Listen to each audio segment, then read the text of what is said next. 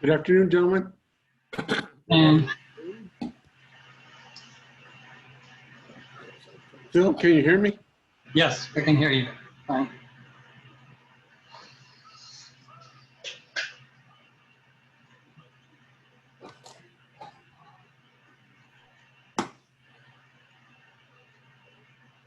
Linda Fobb, is that you on the phone?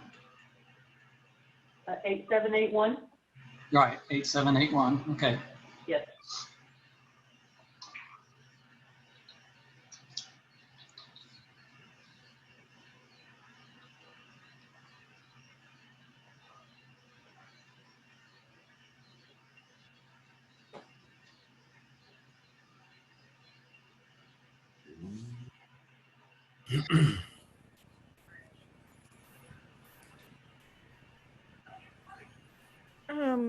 I got a call from Chris. He's going to be late, but he's going to be here eventually.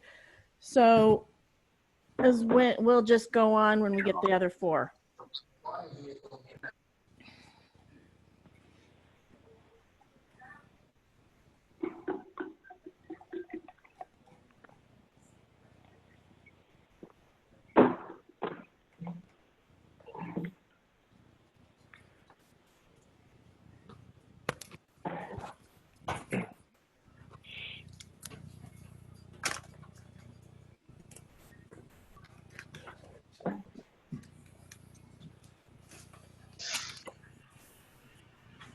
We have a caller on 839-3299. Could you identify yourself, please? That's me. That's Scott, also known as Sunscape. Switching the video off. Just to.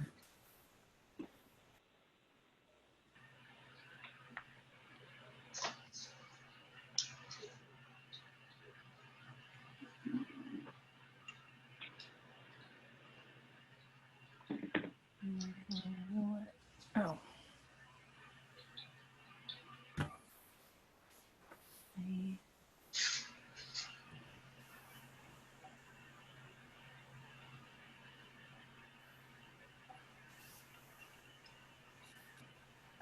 Nineteen participants.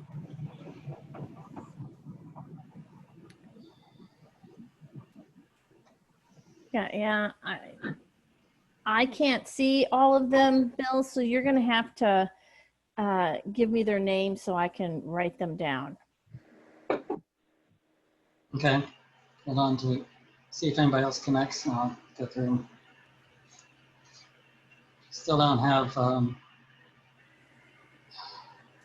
see.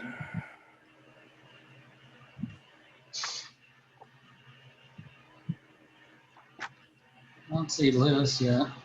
Oh, I saw him for a moment. He's going to show up in just a moment. Oh, there's Lewis. Okay. Yeah, I'm here. Anna, Art. Okay.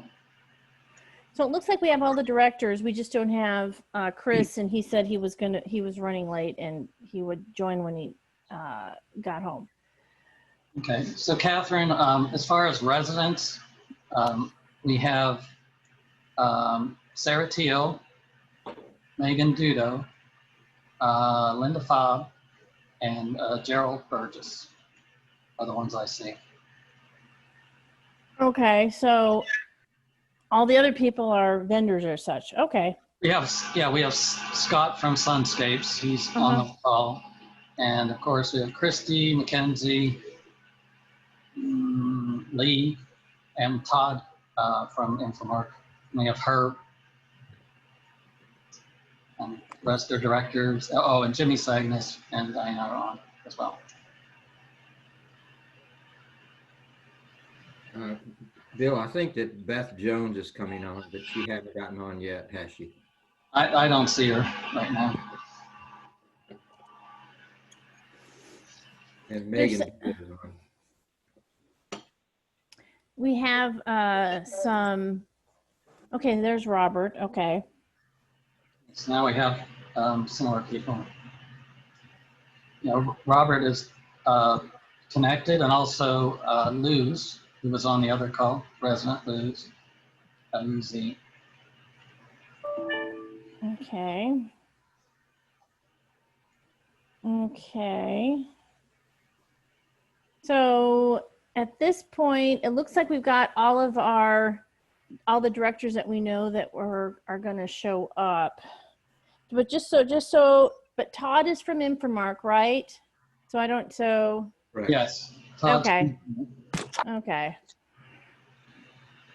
Scott, we got somebody connecting. Who is it? We just had someone join the meeting and you're displaying resident. Could you provide your name, please? Is that required? Well, we need to know who you are if you want to make any comments. I'm not making a comment. I'm just here to listen. Okay, then go ahead and mute him, okay, would you please? He muted himself. That's okay. Okay. Okay, I'm assuming Michael Willett is from your office. No, Michael Willett is from Touchstone. Oh, okay, okay. Yeah. The Michael Willett that I knew has been dead for 4 years, so that would be really unusual. Okay, okay, so it looks like we're pretty stable at this point. So what I have is I've got Linda, Sarah, Luz. We've got the two Burgesses. So I've got do we still have Mary and Gerald? It's Were they it's just displaying Gerald right now. Okay, so I'm just gonna say we've got Gerald. Yeah, it's just me. Sorry, thank you. Okay. And Megan. But then that's it for We have Megan too. Megan. Right, we got Megan then. So I'm just showing 1, 2, 3, 4. I'm just showing 5 residents at this point. Catherine, I have a suggestion. Sure. Michael Willett is here with Touchstone, and he doesn't show up. The subject matter he's here for doesn't show up until item 22. You Okay. might want to move that up so that he doesn't have to hang around for hours. I understand. I will move, making a note of that to move that up. Number 22. Robert, do you have any time constraints tonight, or can you just be here for the normal agenda order? I'm okay with the normal order. I'm fine. Okay. Okay. Yeah. So I appreciate it. Thank you. Okay. And how about you, Scott? Can you just hang on for the normal agenda order? Or do you need to cut out early? So I need to move the agenda for you.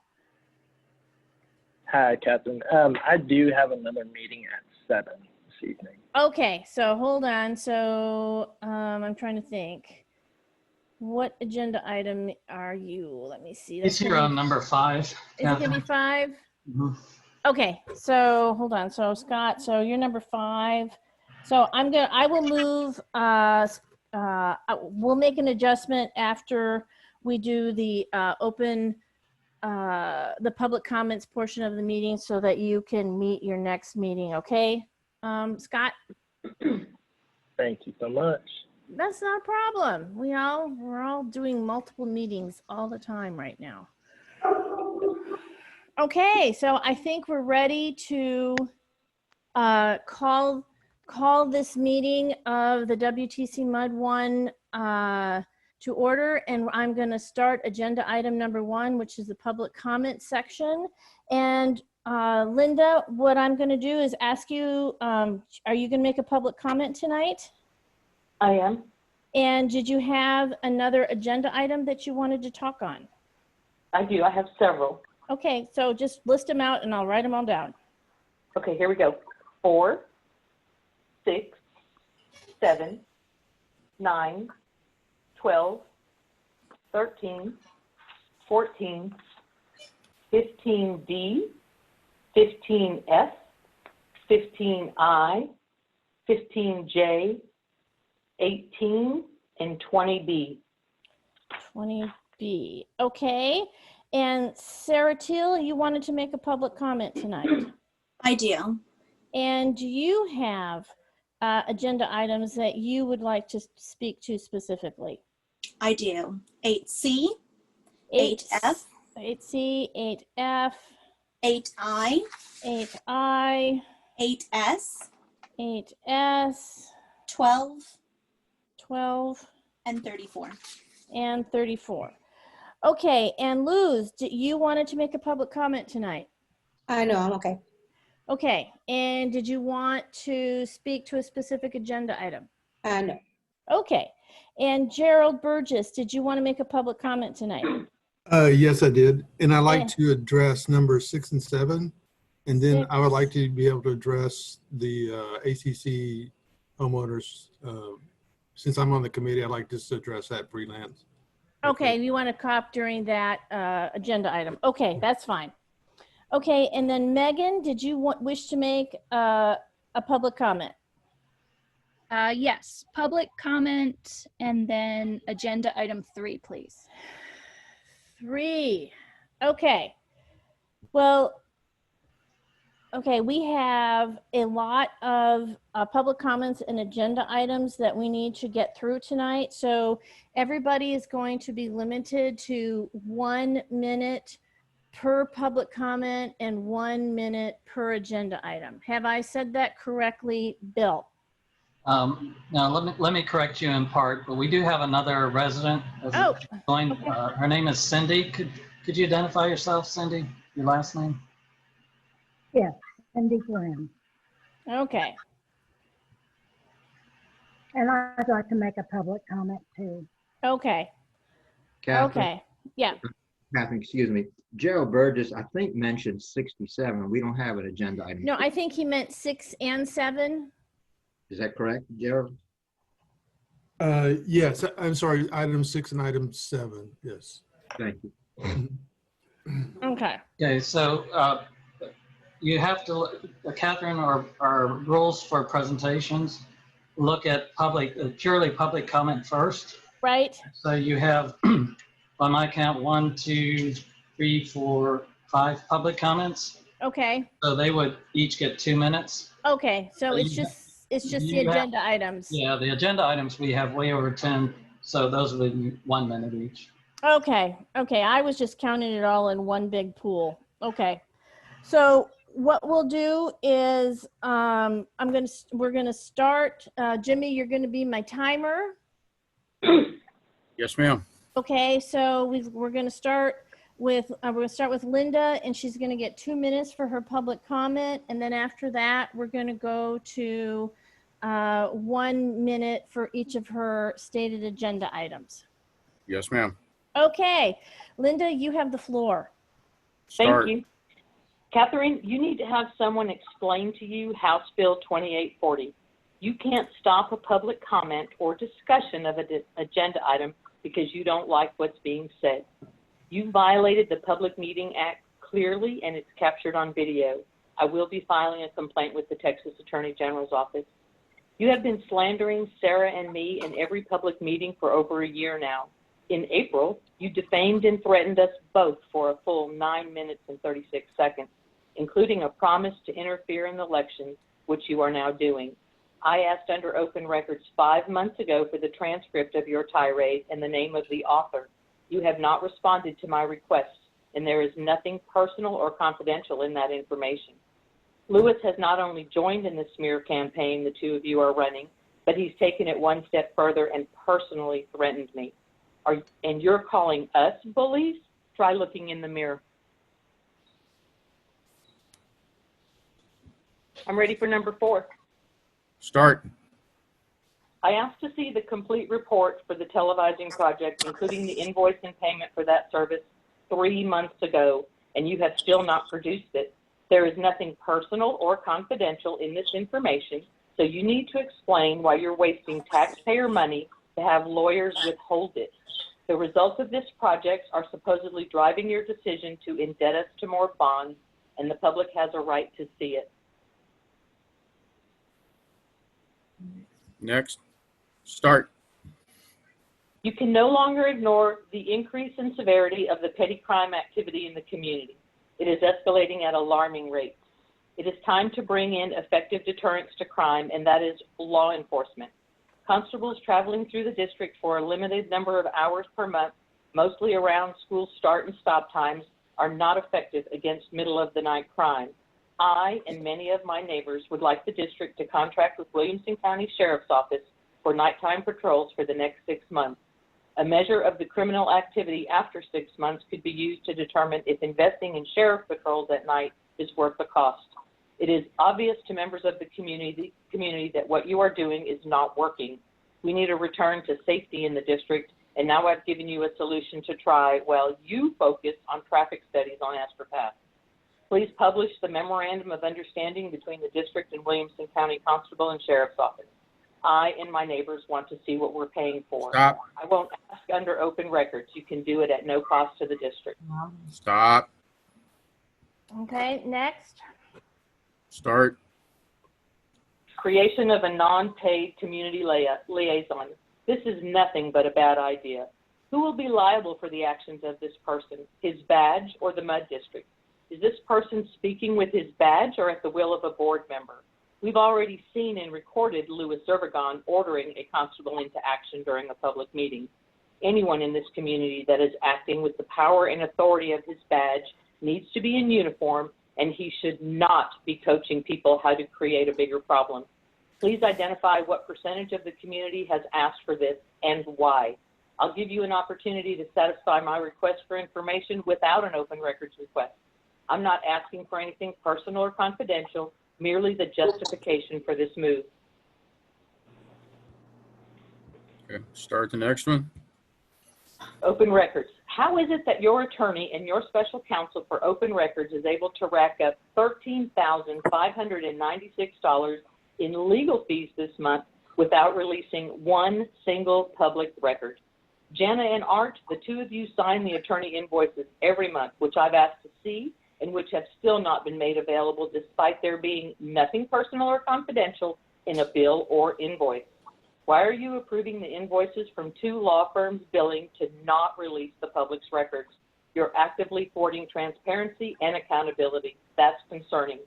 I received an email from your special counsel just before the meeting wanting $945 to satisfy 11 of my outstanding requests. Some have been submitted 9 months ago. Since I will get much of what's outstanding through discovery with my lawsuit, I will have other people submit open requests for anything outstanding. Stop. Start the Number next 12, one. resolution about signs. There is no denying what this MUD district did by sending Jimmy Sagnas and Mackenzie's husband out to pull up campaign signs was an insidious move. It didn't score you any points in the community, but rather put on public display the lengths you are willing to go to interfere in this election.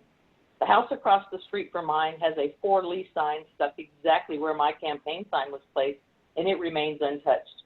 The perception does not shine favorably on your actions. Start. Number 13, Ethics Commission complaints.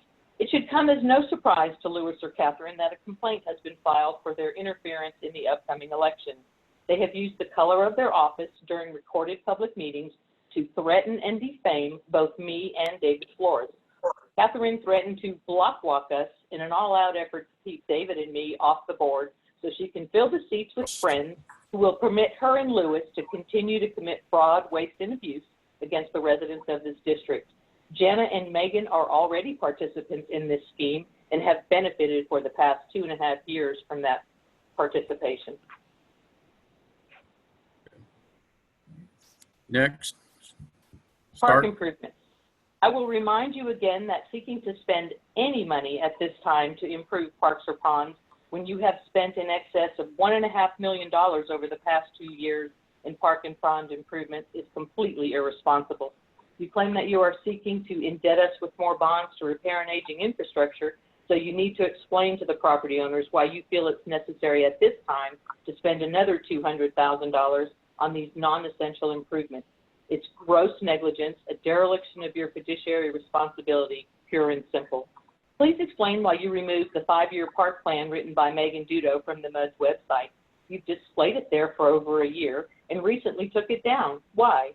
Are you spending our money to implement her vision of what an urban MUD district should be? Property owners who pay for them need to have a vote on whether or not to spend more money on your and Megan's vanity project.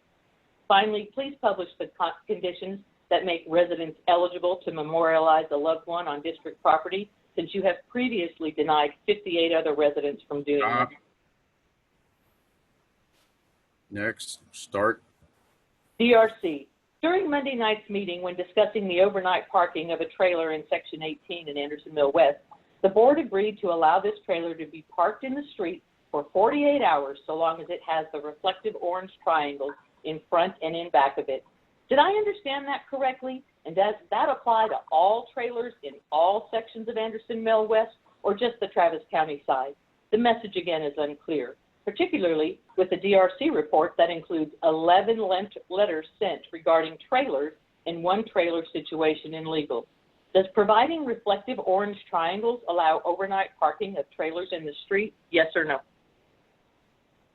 This is yet another example of the inequities and favoritism that have become common practice in the very dirty business of deed enforcement for this district. Next, start. Lawsuit. The engagement letters for both law firms you've retained to defend you against my lawsuit do not delineate services or billing between the MUD district, the governmental body, and the private organization run by Lewis, Catherine, Megan, and Beth in their personal role with the Anderson Mill West Neighborhood Association. You'll remember that the MUD district spent $4,000 last year on Megan Dudo's legal defense to support her and Lewis's claim that her voluntary neighborhood association is not a public entity. It seems like you and the neighborhood association want to have it both ways. It is my belief that you do not have the right to use public funds to defend your personal actions inside of your private association, and I've asked my lawyer to look into your use of public funds and abuse of official capacity. Next, start. Sage contract. The contract presented tonight between the MUD District and Sage Management has changed so significantly since it was bid 22 months ago that it needs to be rebid. I've sent forward to Catherine and Bill Flickinger my concerns for what appears to be a brother-in-law contract with no end date, no measurable requirements, and too much latitude in performing additional services without substantiated need or authorization. The concerns I brought to Catherine's attention 9 months ago regarding the demonstrable fraud Sage was perpetrating against constituents, she has dismissed. So I sent it to John Busey's office with the request that he present it to the Texas Attorney General's office for a full investigation. We have a MUD board that not only allows but encourages its contractor to deceive its constituents. You were elected to protect the people and do no harm. Take a hard look at what you've done. Next, start. Proposed state legislation. My lawyer and I met with John Busey's staff after the bombshell you dropped last month about hiring a lobbyist to push through legislation so that you could steal more of our property rights. You failed to mention to Mr. Busey and his aides that not only did you not notify your constituents of this legislation before pursuing it, but there was a lawsuit about the very thing you were trying to sneak into your House bill, standing up an ACC where there wasn't one. Fortunately, while I was waiting on a meeting with Vicki Goodwin to discuss my concerns with her as the sponsor of the bill, her office notified me that the MUD board had decided not to pursue the legislation at this time. Democracy won. Next speaker. I'm on 18, Jimmy, bills and invoices. Go ahead, start. I have an outstanding open records request that is now 5 months old to see the bills and invoices every month. There is nothing personal or confidential in these documents. They are gathered each month and signed off by Jana and Art, so no additional work is necessary to put them together or release them, yet you continue to pay lawyers to not make them available. Why? What are you hiding? Jenna, I have asked you 3 times now to explain what you have spent $50,000 on this year in parks that are closed. You are on the Parks Committee and the Bills and Invoices Committee, so this should be an easy question for you to answer. That you can't or won't, once again, demonstrates your inability and unwillingness to be transparent. 20B. Ready? Start. Yes, start. Correcting misstatements. Gerald Burgess's presentation on behalf of your neighborhood association was not a presentation at all, but simply his opinion about open records. You might want to let him know that he can't sue me for requesting public records or performing civic oversight of my local government. I can, however, sue him for defamation, and I do keep meticulous records. I'm done. Thank you. Okay. Okay, so Sarah, you've got a 2-minute public comment. I thought it was an interesting choice of words at Monday's public meeting for Board President Catherine Franke to call me a bully. She probably didn't realize that I am well acquainted with both the term and the meaning of the word bully, because I worked for several years with communities and schools, traveling over many school districts, educating kids on that very topic. True bullying is when a power imbalance exists and the person in power uses that power to coerce, control, or take advantage of a vulnerable person on a repeated basis. For anyone in our neighborhood who has been harassed by deed enforcement, who has the authority to shut off their water, or had someone take a political sign out of their yard with a note claiming dominion over their property, it is easy to see who has the power and how they are choosing to use it. The good thing is I know how to deal with bullying situations because I taught thousands of children how to do it. You stand together for what is right. The best defense against bullying is being willing to stand up when you see others being coerced, controlled, or taken advantage of, because there is power in numbers.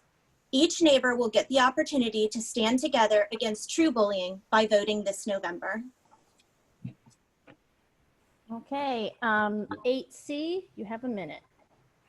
Part of my choice to stand up to the power imbalance that exists is to share information with the appropriate authorities when I see untoward things happening to vulnerable people in our neighborhood.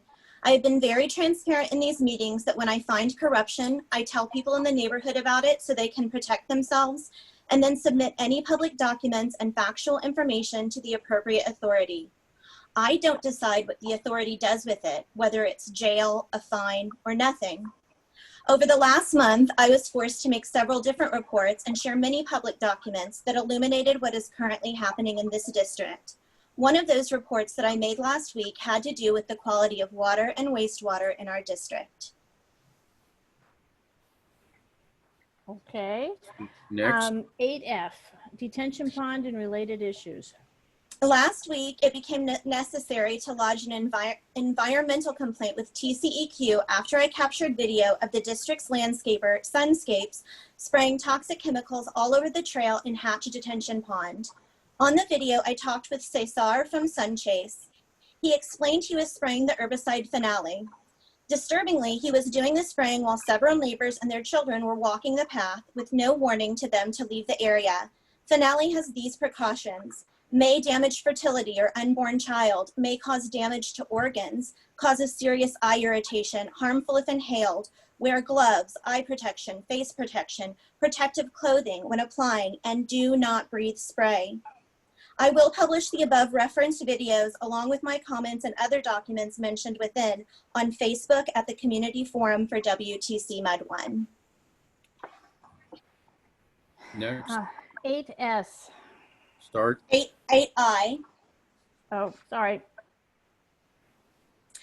I actually brought up my concern about the undisclosed use of herbicides in our parks and ponds with the park committee members, Catherine and Jana, back in March. I heard about spraying in a public meeting and I was worried about my kids and dogs having their feet on a trail with harmful chemicals, especially my dogs because they often lick their feet. Shortly after, Mackenzie Scales sent me an email saying, "We do not use any herbicides in the drainage ponds at all. The DG trails that run near and in the drainage ponds are not sprayed with herbicide, but they are weeded by hand when needed." Again, in June, I lodged concerns about the spraying of toxic chemicals on cattails in the ponds that were spoken about in a meeting, and was sent another email from Mackenzie saying they would not be using herbicides to get rid of anything in a pond. Okay, 8S. Even today, when I went to the district's website, I found a posting about the question that was asked about the ponds that says on the website is posted, "First and foremost, herbicide use in the drainage ponds is not allowed. Both the MUD and Sunscapes are well aware of this, therefore no herbicides are used in any WTC MUD1 drainage ponds." I don't know if TCEQ will consider the flow of phenolate into the Edwards Aquifer through the runoff in the retention pond to rise to the level of an environmental issue that requires intervention, or if this will be addressed in the upcoming stormwater management plan that is shortly due. But I can say as a constituent that being misled about what is happening in the district in a way that could affect the health and safety of my children, my pets, and the environment is incredibly concerning. Catherine and Jana had the ability twice to rectify this situation, but did nothing to safeguard the health and safety of my family. It is one important reason I won't be voting for Janet in November. Protecting the environment is a top issue for me. 12. Start. I also made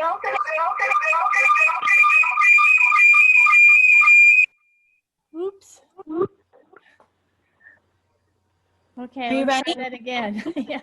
Wow. Go ahead. Start. I also made a report to the Williamson County Sheriff's Office after the Mud District removed my political sign and then left a note that claimed that a portion of my property was district property.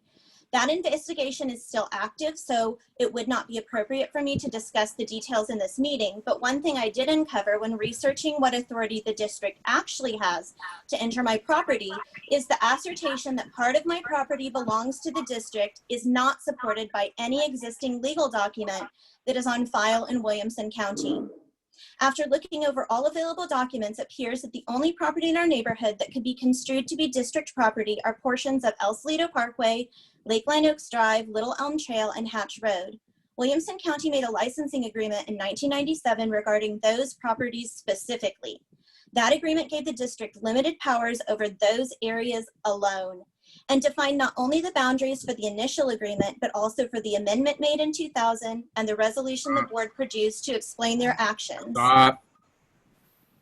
Okay. Okay, so that's 1234. Last one. Unless or until Williamson and Travis counties grant the MUD additional rights, they legally have no power or authority over the right-of-way outside of the small portions described in the 1997 agreement. Each property also has a public utility easement, which the MUD has been granted authority to use for very limited purposes, to build, repair, or maintain the utilities that they control, the underground water and sewer lines. So if you don't live on one of those roads mentioned in the 1997 agreement or have work currently being done on your lines, then no one from the MUD should be interfering with anything on your property, including contractors like Sage Management or Infomark, with the exception of the meter reader. If you do not wish for anyone from the MUD to enter your property, you have the right to send an email formally asking the MUD and their contractors to stay off your property and call the sheriff if they trespass. It does appear the MUD is trying to get Williamson County to modify the current licensing agreement so they can have greater control over neighbors' properties in the future. If you don't want the MUD to gain additional control over your property, you should send an email. Stop. Okay. Okay, so, okay, has anybody jumped on to the meeting during this period, Bill? Yes, we have Carol Norrell is on the call now. Okay, Carol. Catherine, Yeah? this is Jana. Hey, I think I figured out the feedback problem. I think Linda has her phone on and she's videoing. So the feedback, she can hear, her phone is hearing what she's doing on Facebook. So maybe if she muted her phone during public comments, we wouldn't hear that feedback from Sarah's phone, perhaps. Okay, so we got Carol. Carol, did you want to make a public comment? No, thank you. Okay, and you did not want to address any agenda items? No, thank you. Okay. Also, Beth Jones has joined the meeting. Okay, so Beth has joined the meeting. Okay, let me get that on. Okay, so we're gonna, hey Cindy, you ready to make your public comment?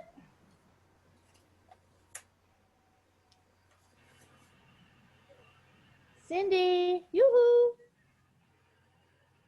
Trying to find my way through this phone, you know, us old ladies get lost sometime. Yes, I'm ready. Okay, you have 2 minutes. Okay, I moved to Anderson Mill West in April 1999. My daughter started kindergarten at Cypress Elementary, and graduated from Cedar Park High School in 2017. The neighborhood has always been a source of pride for us, and we have loved living here until about 18 months ago when Linda Fobb, Sarah Teal, and David Flores started trying to destroy it. I don't want that to happen. I want my neighbors to understand the terrific work the current board has accomplished. And I want you to know that if Linda Fobb or David Flores are elected to the MUD, the improvements will stop. I suggest you go to Jana Ramirez and Megan Judo's Facebook pages to hear about the good work that has already been accomplished by them and what is planned for the future. Your vote matters. That's it. Okay. And let's see, we've got Gerald, you wanted to make a public comment? Yes, I did. Okay, you're going to make a public comment and then you're going to talk about agenda item 3. No, 6 and 7. Oh, I'm sorry. Oh yeah, you're going to talk again under agenda item 3. No? Oh yeah, you're participating in the district. Okay. Okay, agenda item 6. I'm sorry. First, public comment. Yeah. Your public comments first. 2 minutes. Okay, hey, Jimmy, can you tell me when 1 minute's up so I won't be able to finish? Yes, sir, I will. Go ahead and start. So my point is that following the rules, it's a good thing. That everybody in the district doesn't have COVID. Everybody in the district is not under some kind of duress. Some people just don't obey the rules, and there are consequences for not obeying the rules. And there's no reason for the MUD not to enforce those rules. It is to everyone's benefit that we live in an orderly society, that people obey the rules.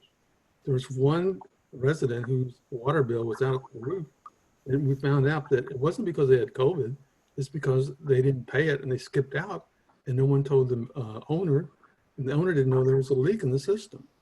So every case is unique, but I just feel like the MUD does a good job in enforcing the rules. They're pretty fair about it, but we shouldn't just bend over backwards for everybody just because they don't want to do something. So I'm going to give a little story. I spent 40 years coaching children in all kinds of sports. And when I was really young, I had 8th and 9-year-olds. Okay, 8 and 9-year-olds. And I hadn't been doing it very long. And so the first day of practice, there was a kid there that was misbehaving out the roof. We couldn't even have practice. So I called him over and said, young man, you need to get on your bike and you go home. And when you want to play soccer again, you come back. So he took off. So the whole team said, Coach, you know what you did? You just hit on the best kid. You kicked off the best kid on the team. I said, well, if he wants to play soccer, he'll come back. And sure enough, about 30 minutes later, here he comes. And I never had any problems with him because he wanted to play soccer and he wanted to obey the rules. And there was nothing wrong with it. And that's the benefit of obeying the rules. I'm finished with my comment. Okay. And now you're going to talk about number 6? Yes. Okay, report for the security patrols. 1 minute, please. So as a crossing guard, I benefit enormously from these gentlemen who are the constables. And the cost that we pay is worth every penny. They're always asking me if they need anything, can they help me? They're always patrolling the area around the school. You know, I've asked them to do a couple of things and they've done it for me. So I don't know why people complain about the cost of having the constables help us keep the neighborhood safe. And twice now, since I've been in crossing guard, 2 mornings, the sheriff's has been out there and stopped somebody who ran through the school zone going like 50 miles an hour. And that's beneficial to everyone. So I just want to give out a shout out to the board for having these people around, and a shout out to the sheriffs and the constables for the good work that they do. That's it. Okay, so agenda item 7. Yes. Whoops. Go ahead. So, the idea of having additional security, considering, am I on, is to me a very good idea, and I want to applaud the board for doing this. Anytime we can help make this community more civil and everybody obey the rules, I think that's a very good idea. And I support this agenda. I think the board has got everybody's goodwill or security in mind when they endeavored this amendment. And I just think it's a very good idea. And I just wanted to express my opinion of it. And I think I appreciate the board's forwarding this idea. Thank you. Okay. Okay. Catherine, can I interject? We have Yeah.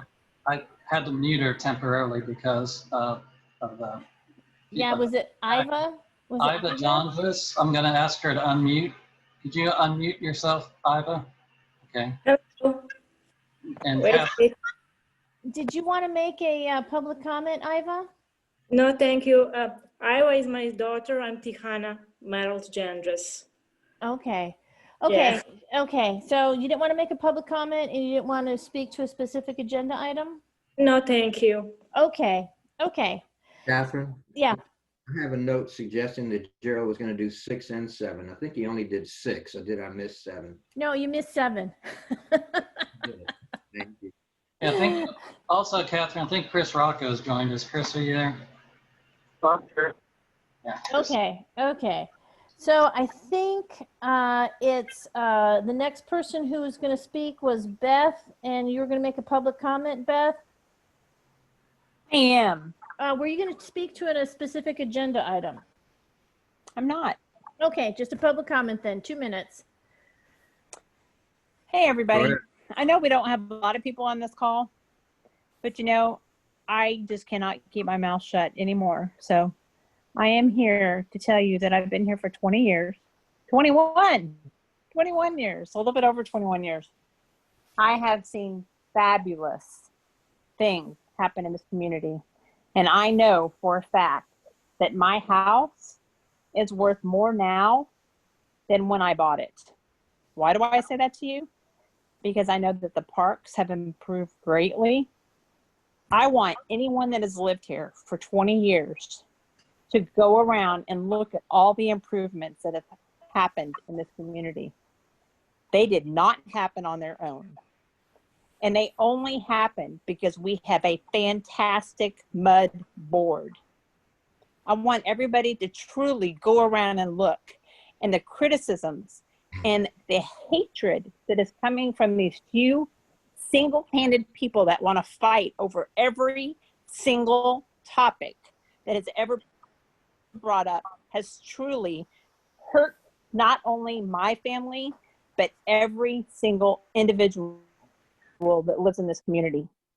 I took over the role as president because I wanted to see more positive behavior and more positive things. But over the past 18 months, it is getting destroyed and your property values are going to go down. They are going down because nobody wants to put up with the BS that's happening. So please, those of you that were asked to get on this call for negative stuff, please drive around and look at your community and say, do you want to keep this or do you want to get rid of it? That's all I have to say. Okay, thank you. And I think Megan Dudo, you will have a public comment. Yes. My name is Megan Dudo, and I'm running for the Williamson-Travis County's MUD1 Board of Directors. If you've been listening to the board meetings for the last couple months or following the community forum for WTCMUD1 on Facebook, you've probably heard a lot of negative things about me from Sarah Teal, Linda Faub, and David Flores. I'm here tonight only to request that if you've heard these accusations and outright character assassinations and you have not yet taken the opportunity to learn more about me yourself, that you please do so. If you decide not to vote for me because you don't agree with what I stand for or you don't support my vision for the future of our community, that's fine with me. That's democracy. But I hope you don't base your decision solely on the world according to Linda, Sarah, and David. You can find me on Facebook at Megan Dudo for Williamson-Travis County's MUD1, on YouTube under the channel name Megan Dudo, or you can just email me at votedudo@gmail.com. I will not use public meetings as my own personal soapbox. I will not add to the divisive atmosphere by using this forum to counterattack them, and I will not waste my time or yours trying to dispute the community forum's extensive accusations against me. I've learned the hard way over the last couple years that is a soul-crushing and endless project. But I will speak up for myself, and I will not allow their voices to be the only ones in the room. And if you as a voter are curious about anything that's been said about me, please reach out. I'm happy to talk to you in whatever way is most comfortable for you. And for those who have already taken the time to ask me questions, thank you. Whether you decide to vote for me or not, each question helps me think more deeply about the issues and teaches me something valuable about our community. Thank you. Okay, and then you wanted to make a comment on number 3, which is participation by the district in the traffic study. Yeah, I just wanted to give a brief update on the Cypress Safe Routes to School planning process. Progress was stalled due to COVID-19 and the resulting school closures, but now that we're back into the new year and some kiddos are back in the classroom, I've developed a questionnaire for parents of Cypress students so we can get data on the current ways kids get to and from school, walking or biking, bus, or car. If kids are still doing virtual learning, parents can fill out the questionnaire based on how their kiddos got to and from school last year. It is a short questionnaire, shouldn't take more than 5 minutes to complete, and I'll be working with school administration as well as the PTA and neighborhood groups to distribute it widely, so keep a lookout. It would also be great if the MUD would post a link on their website. I'm also planning to host some walk audits in the near future since the weather will be cooling down, so please keep an eye out for info on that because we're in need of volunteers, and anyone can volunteer for this. You don't have to have a kid at Cypress. You can follow the Safe Routes to School planning process on the Facebook page, Safe Routes to School, Cypress Elementary. Thanks. Okay. Catherine, And, yeah? Catherine, we've had a couple people join us, and since you're still in the public comments, you might want to. Okay. I don't know who they are. Can you give me their names? Yes. Kelly Wrinkle, could you unmute yourself so Catherine could ask you if you want to speak? Okay. No, thank you. Okay, you don't want to make a public comment or making a comment about agenda item? No, thank you. Okay, who else has joined us? And also David Flores has joined. Okay, and David, did you want to make a public comment?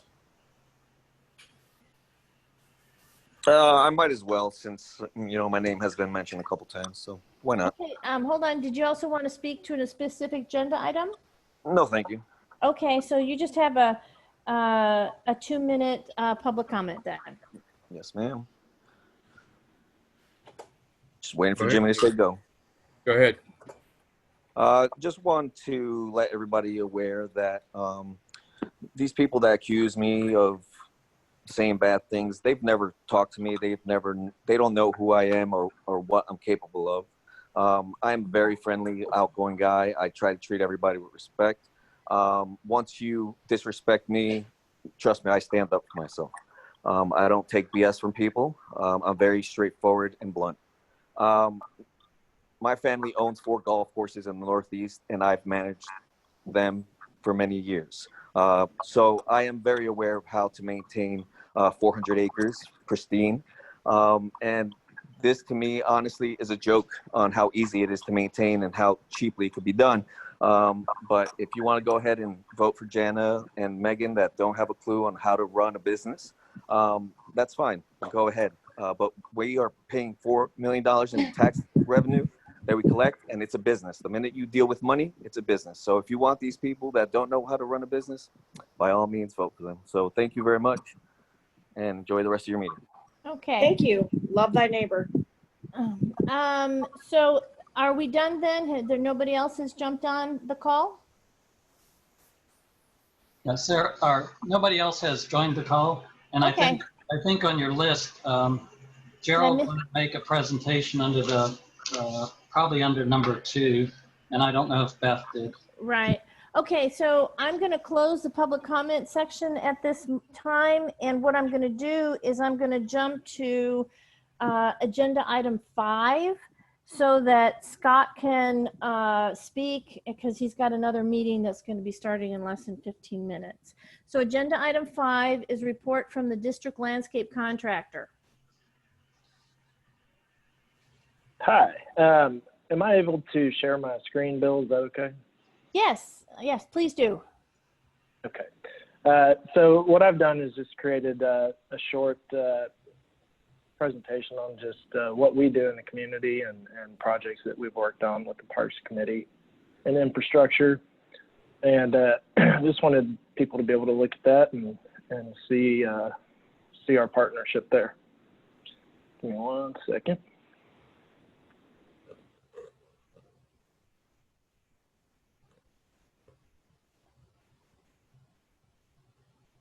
Can you all see my screen? Not yet, no. Okay, let me try something else here. Does he have permission to share screen? I think Bill has to give it to him. He should be able to do it. Up, something's happening. Coming. Okay. All right, everybody can see that? Yes. Yes. Good. Okay. Am I on a time constraint here? No, you're not. As quick as possible. Okay. Stop me along the way if you have any questions, but I'll try to make it short and sweet for those that have a schedule. We started this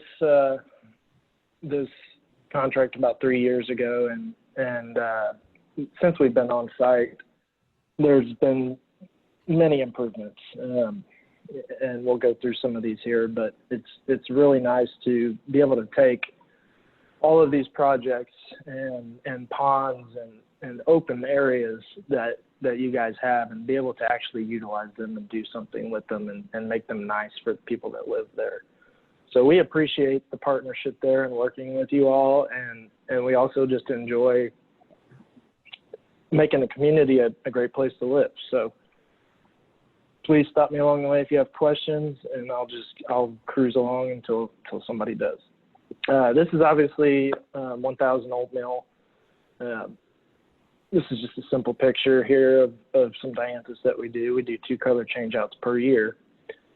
And it's a simple entrance, but the color here really makes everything shine because there's so much rock, and so there's not much we can do. And so we really, really value this, and I know everybody that walks in and out of there does too.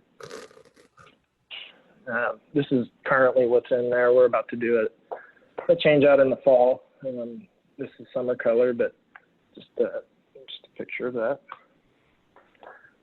This is a project that we did, I believe, early last year. This is kind of the old look here at the what do y'all call it, Catherine? 1000 Old Mill. That's what we call. That's what we call it. 1000 Old Mill. Okay, 1000 Old Mill. You know, the turf is obviously okay here in the crepe myrtles and whatnot, but just a mature landscape, outdated, and we had the opportunity to revamp that. You can see this is an old picture. This is kind of about right after it's done, and then just with the year's worth of growth, you can see where it's at now.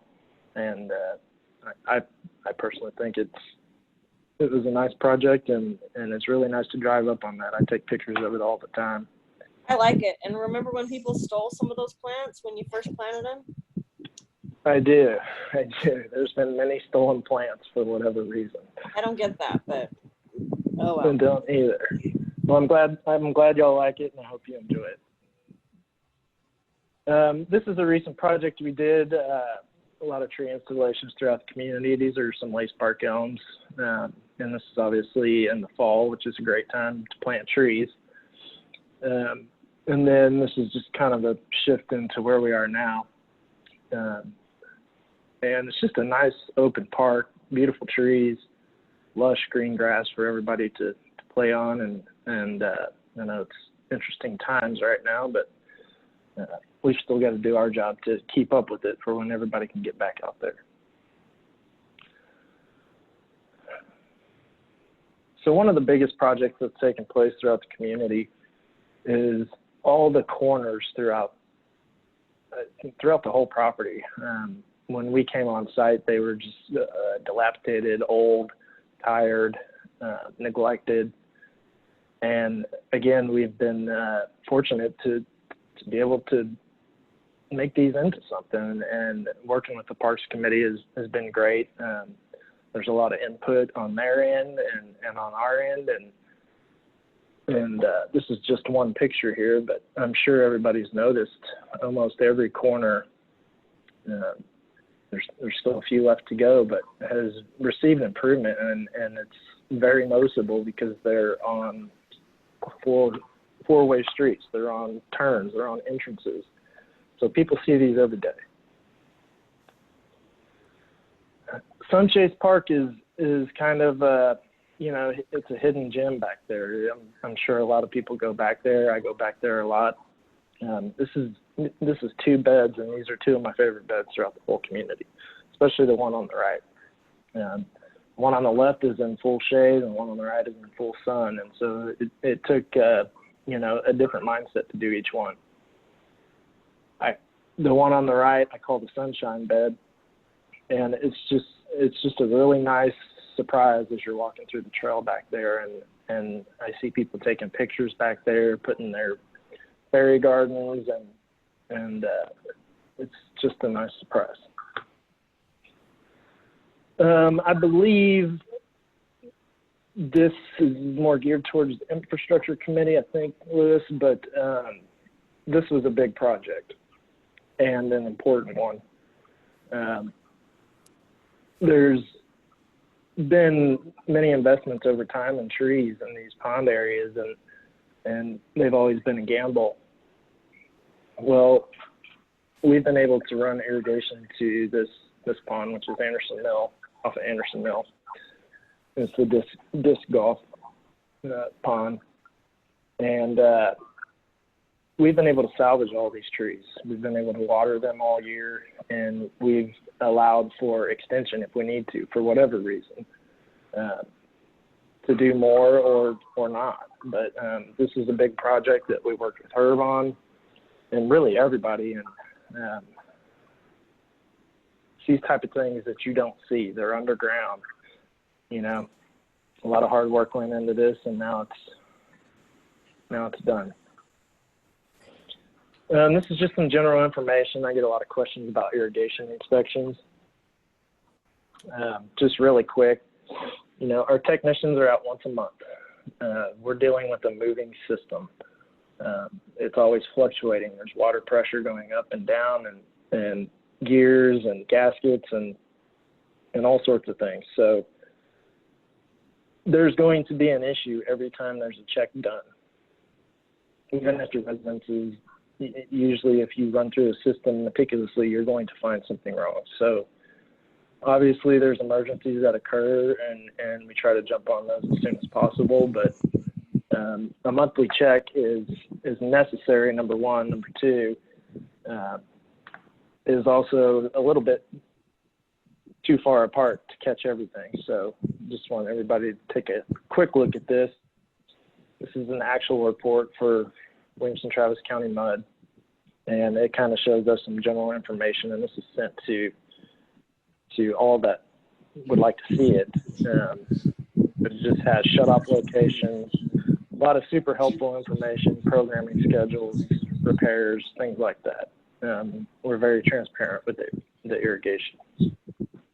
So Scott, when people ask us like what we're spending money on in the parks because of COVID and all, that's part of our contract with you. That's what we're paying money on for maintenance of the parks.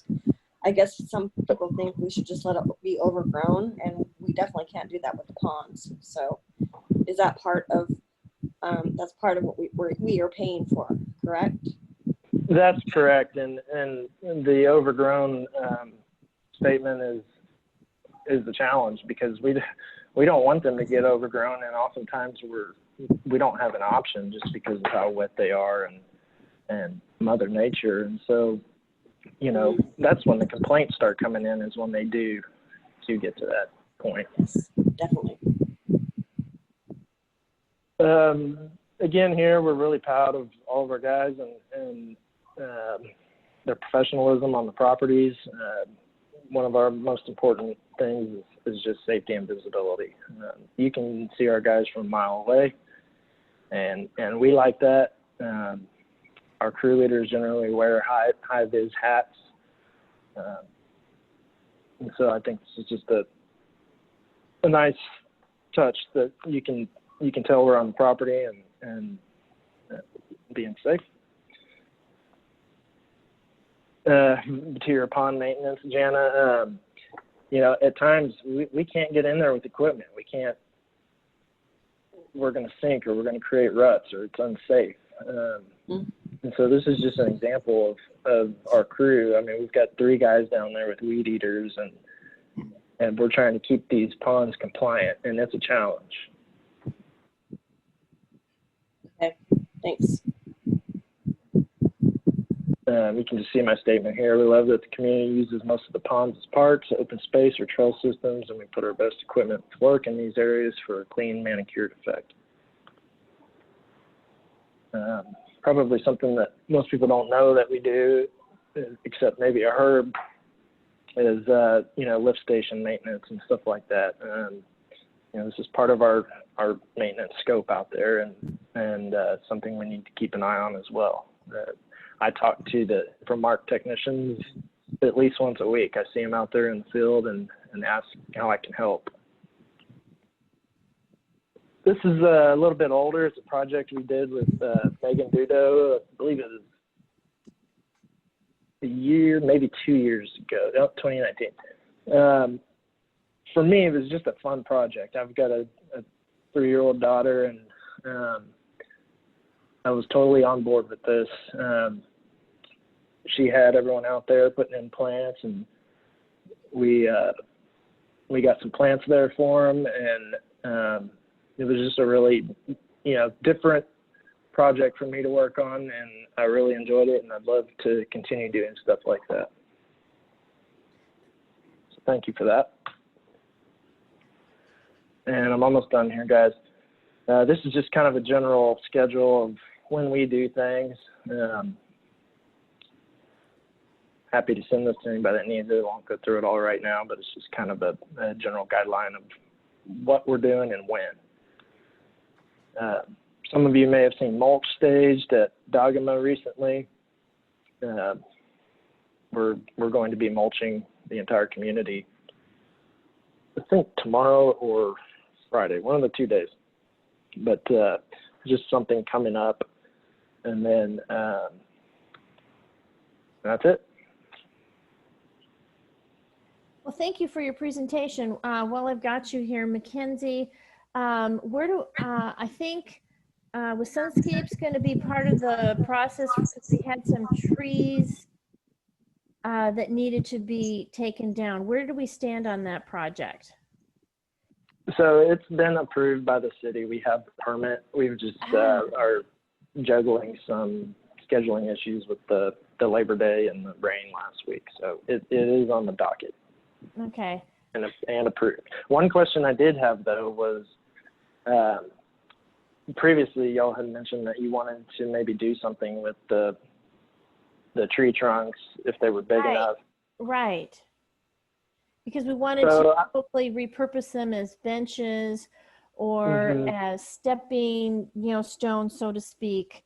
And I thought we had come up with a plan that we were going to put the major trunks at a space in the Anderson Mill Park. We had that storage space for granite or something like that in the back. Is that where we stood with that, Mackenzie? So yes, because we hadn't started the process yet, I had not communicated that to Scott yet, but that is the plan, to put them there. So once we get them actually scheduled and start cutting them down, we'll get that scheduled to put them over there. Okay. And then once we know what we've actually got to work with, then we can start coming up with a way to repurpose them into the community. Absolutely. Okay. Scott? Yeah, and so if y'all want to just let me know. I can have our arborists do whatever we need to do, but obviously we need to make a decision on those pretty quick. I don't think there's too many that are big enough to make benches out of. Darn. Overall, but you can do other stuff. Yeah, we have other ideas. Okay. But I do why don't want we to just say plan on saving? I want to say one. I want to ask you one more thing. Sorry, I keep over talking you, but did you have anything to say about, I know we talked about it recently in a parks meeting a couple months ago about what your guys do on the DG trails, and it's what is the eco-friendly chemical that they use? That, did you want to bring that up? Did you have time tonight? Yeah, no comment for right now. Okay. You know, I'm happy to talk about it, but would like to review with my team first. Okay, that sounds good. I can you tell told you us all that, about it, so. Yeah, no, I can tell you that, you know, there's lots of language in those data sheets, and I'll just review that with my team, and then we can talk about that later. Great, thanks. I just thought I'd bring that up. Okay. Thank you. No problem. Okay, so let's jump back into order now, and let's go to agenda item 2, presentations by Anderson Mill West, Hunters Glen HOA, Lakeline Oaks HOA, and the Valente Hills HOA. Do we have anything? Excuse me, Catherine. Scott, could you stop sharing your screen? Oh, yeah. I know you're going to leave in a minute, but if you could stop sharing your screen, would be helpful. Yes, absolutely. Sorry about that. Let's see here. Catherine, we were also going to move up agenda item 20. Oh, that's right. We wanted to move up agenda item 22. I'm sorry.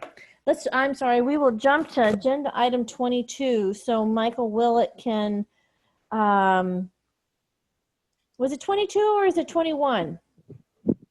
Information committee with the website. Okay, information committee. Okay. So we're now moving to agenda item 22, report from the Information Management Committee. Okay. Okay, Lewis, you have more notes than I do because I've been working on park stuff today. So everybody got the board members got the new website, and Michael is going to share the new website with everybody right now, I believe. Is that right, Lewis? That's what I understand. And we've got the website and the Facebook page. And tonight we're going to be asking for authorization to launch both. Right. Okay. I think we're going to wait on Facebook for a while.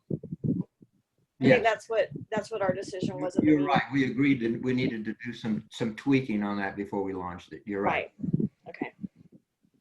So we're going to be talking. Michael's going to walk us through the website. Yes.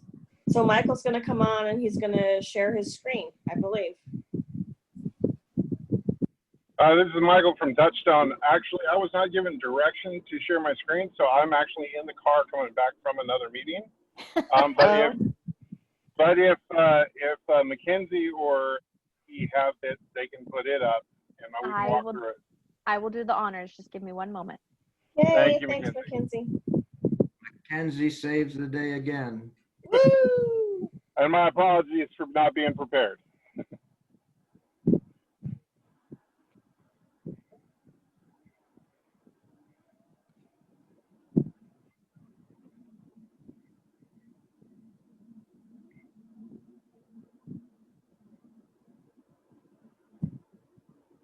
All right, here we go.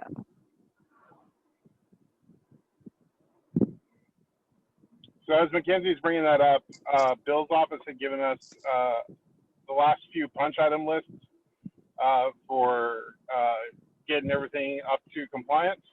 And so we knocked those out today. So we should be good to go with all of Bill's office's requests. But as you can see on the screen right now, that's the home page. If you want to scroll down just a little bit, and it shows the district as it is in your local area in that map. And then as you move further down the page, you have the news feed, which will have, you know, your up-to-date meeting notices, any posts for the, you know, for the residents. This will be your active news feed in this sense.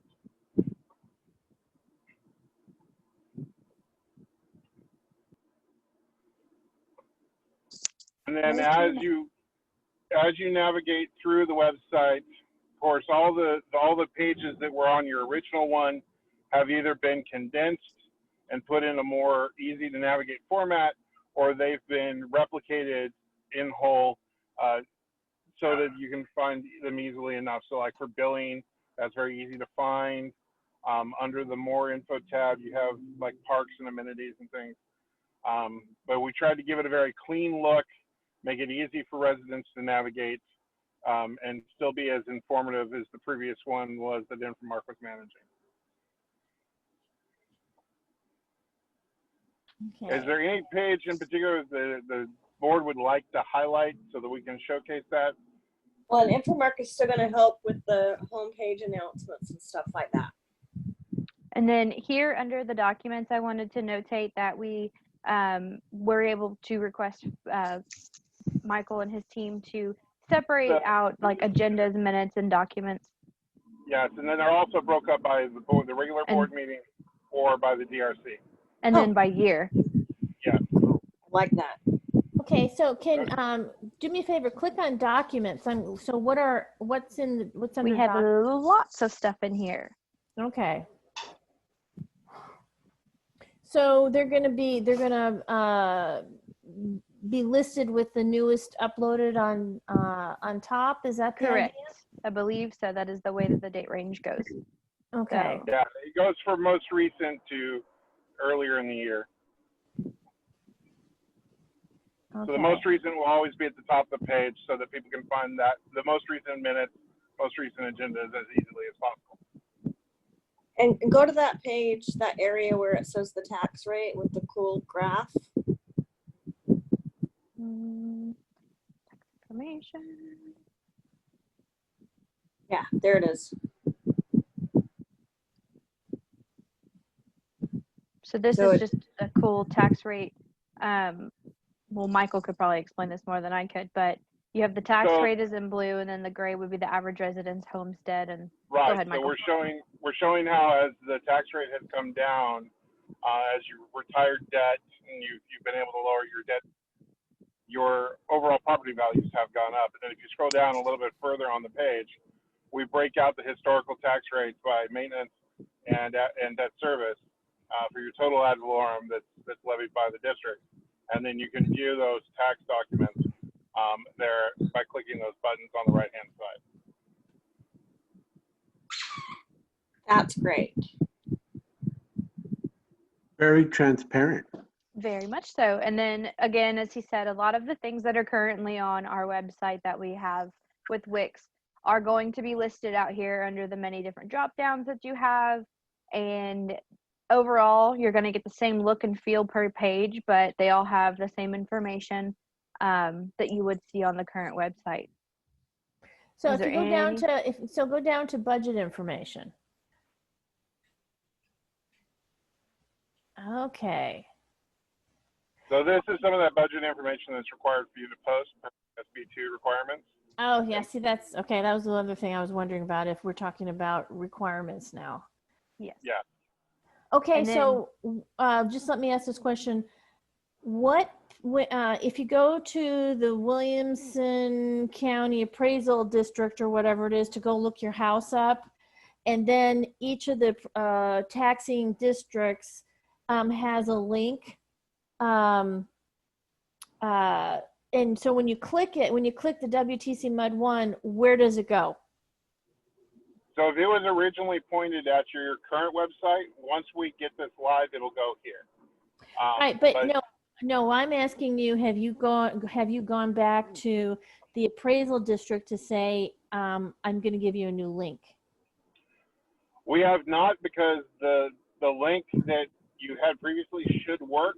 Okay. So we can go back and clarify with them. We'll work with Infomark to make sure that the appraisal district has the ability to go directly to this site. And we can even give them this link and say, this takes you right to the tax information or budget information pages.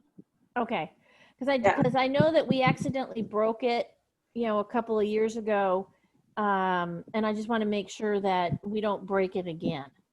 No, and if you have any other entities, say your local homeowners associations, your local civic groups, if they have links to the site and they have ever linked to a specific page rather than just your homepage, we would want to update those. The homepage is going to be the same link that it has been for however long you've had it, but some of the specific page links will now change to the new formatting that we've done. Okay. And it's not live right now. This is just, Yeah. you know, we still have our old Yeah. one that's live. The one Pending, thing, pending approval. yes, opinion approval. And I just wanted to go over, you don't even have to look at it. You don't have to go to it. But I just wanted to let the directors know that we need to update our bios because they're all old. And I'm not even sure if we want to have photos on there or maybe we should, but it's up to y'all. I don't, it's up, it's up to what you guys want. Just update your bios because they're getting old. Right. Okay. So where do we see right now? We had a whole section about the HOAs and stuff like that. Where are those? More info, I think. Or did those go under customer service? That's what I'm wondering too. Why deed restrictions, ACCs? That's what I was. Okay. Okay. And then we also have a good amount of this information kind of echoed on the frequently asked questions page as well. Okay.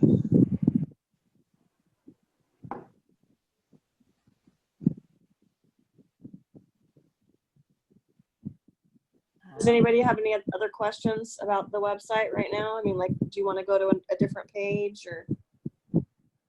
No, it's amazing. You know, I thought the last one looked good. This one looks really good too. Something I wanted to show you guys that I thought looked great is the parks and facilities page. So they have everything listed out and what's And the really, map. Look at the cool map down there. I love that map. But when you hover over the trailheads, it'll actually bring up the name of the park and the trailhead too. Wow. And they added in the streets that are the main ones throughout. And then another thing that I liked was, for instance, all of these up here where our parks and ponds are listed, if you click on one, it takes you to that one with some pictures and the amenities listed and so on and so forth. So I liked that. It had that feature. And then I want to say you can do the same thing with the map. And as you can see how fast this is navigating, the reason is that we preload all links on a page. So when you go to a page, it in the back end, it preloads those links. So the next one you're going to, you're not waiting for it to load. It will have already loaded those pages in anticipation. And then you have the Infomark address on the bottom and the hours, right? Okay, the main office and the phone number. Yep, and that will show up on every page you're on. It's the footer for everything, I believe. Okay, and when you go down to the bottom, if you're on a phone, can you click on the phone number and it'll just go to it? Or no, I don't think so. I haven't looked at that one yet. It depends on how the software on your phone works. So that's usually a firmware on your phone. If we also made it a link, then that could conflict. So most phones will recognize that format as a phone number, and you'll be able to do that from your phone. Okay. Okay. That's great. That is really great. And then other things that we have listed, details about tennis and pickleball, facility reservations, disc golf, lending libraries. Under customer service, you have waste collection, and we have information here about that. I also have. We'll probably do some new photos one of these days, but yeah, you know, it's a work in progress. We have the recycling schedule, and then a lot of the detail that they put in on the flyers and things like that. Okay, so is there a calendar on the website? Yes. It is. For recycling? No, a calendar. I mean, an actual calendar. There is an actual calendar. Okay. It's under more info, and then it's events calendar. Okay, so. And so here it loads, and there you go. Okay, so now, is this calendar then going to show if there's a reservation, you know, at a facility, so you can go look at this calendar and find out if it's available? No. Okay. This is just our events. This is just the MUD events. Oh, okay. We still have Sportsman unless we change it to something else in the future. That's where people can find out if something's rented. I mean, we can always we can always put another calendar on in the future. If you click on the DRC meeting from the 14th, and you click on more details, does it take you to where the documents for that calendar for that event? No, I don't think so. Okay. It might. It went to Hayes for a minute, so it probably is stuck in the Hayes calendar. Maybe.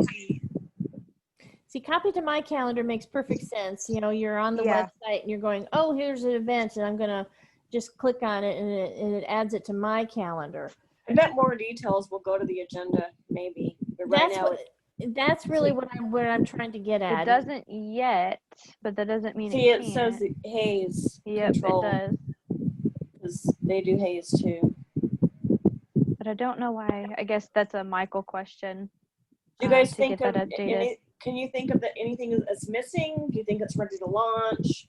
Chris, what do you think? Have you looked at it this week? I think it's great. I think it believe it or not, it really looks good. So Art, what do you think? Art, I like it. I reviewed it the other day, and it's very comprehensive. So I think a motion is in order, and Bill, correct me if I'm wrong, we should have a motion authorizing the launch of this website to replace the one we have now. Is that accurate, Bill? Yeah, that'd be a good idea. Okay, I need a second. I'll second. Okay, let's have some discussion. So what's the time frame? It will launch, what, you'll update it tomorrow? Is that the plan? when's a good day to launch? Is it like a weekend? What's the easiest day to launch? So it can take up to 48 hours for the DNS to point at the right site. And we had this problem with Hayes where some people would go to the Hayes site when we launched it, and with the new one, and someone would see the old one. So I would suggest we launch it Friday evening, and just that way by Monday it'll be fully populated. Now you're never going to get a broken link. You just may not get the new site. You may get the old site while it's repopulating the DNS. Okay. And I'm good with that. Let me also ask the question, are we setting up Lee to continue her role of inputting data when we need to, and Mackenzie? Yes. Yeah, we are. We will make sure the information has full access to the site. So Infomark is still going to continue to, post agendas, et cetera, those kinds of updates to the website is still going to be handled by Infomark? Yes, unless for any reason that Lee or Mackenzie can't do it, then we would also function as backup to be able to post those in their stead. Okay. Because let's face it, they deserve a vacation once in a while. Okay, so tell me what section has got the links to the videos? Is that the meeting? Is that part of the meeting info? Yeah, the second one Reading down videos. is meeting Yeah. videos. Okay. Yeah. Okay. Wow.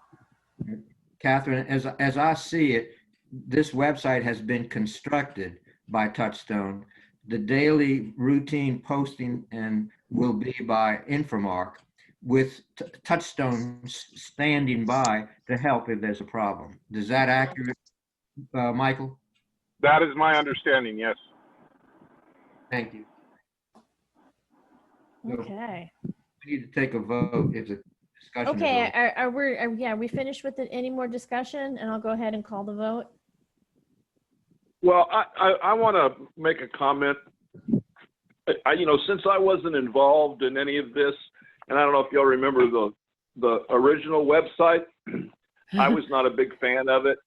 No. And I voted for it just because. And I guess I didn't hear where this one came from. Who was involved compared to other MUDs. Are we at the top of the list? Are we in the middle? Are we at the bottom? I'm just curious about it. When will we need to do this again? Just some questions like that. okay, I can answer a couple of those questions, Chris. So okay. When we went to the Wix, when Infomark started with the Wix website, which was the last one, right. Wix doesn't have a lot of space for you to add more information. And so, Understand? so Lee and Mackenzie were having a difficult time uploading certain things, and it would take a long time, and sometimes they'd get cut off. And I guess Lee can explain more on that. Lee, can you explain more about how you had to do that? Well, no. I don't need. I understand why we needed a new website. My question is, when are we going to need another new website? When is this going to happen again? Oh, You know, well, that's you a know, good question, because we are uploading exponentially more data to our website today than we were 2 years ago, just because of the videos. So maybe that's something Michael can talk about in terms of how much space do we have as it relates to the storing of all these documents and the videos, and what percentage of it are we using right now?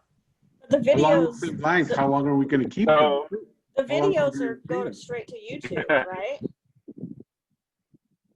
yeah, Don't the the videos videos? are Okay, sorry. hosted on YouTube. Yeah. So this is Michael at Touchstone again. The videos are on YouTube, so that data, you know, we do that through our YouTube account, and we should not have any difficulties with that.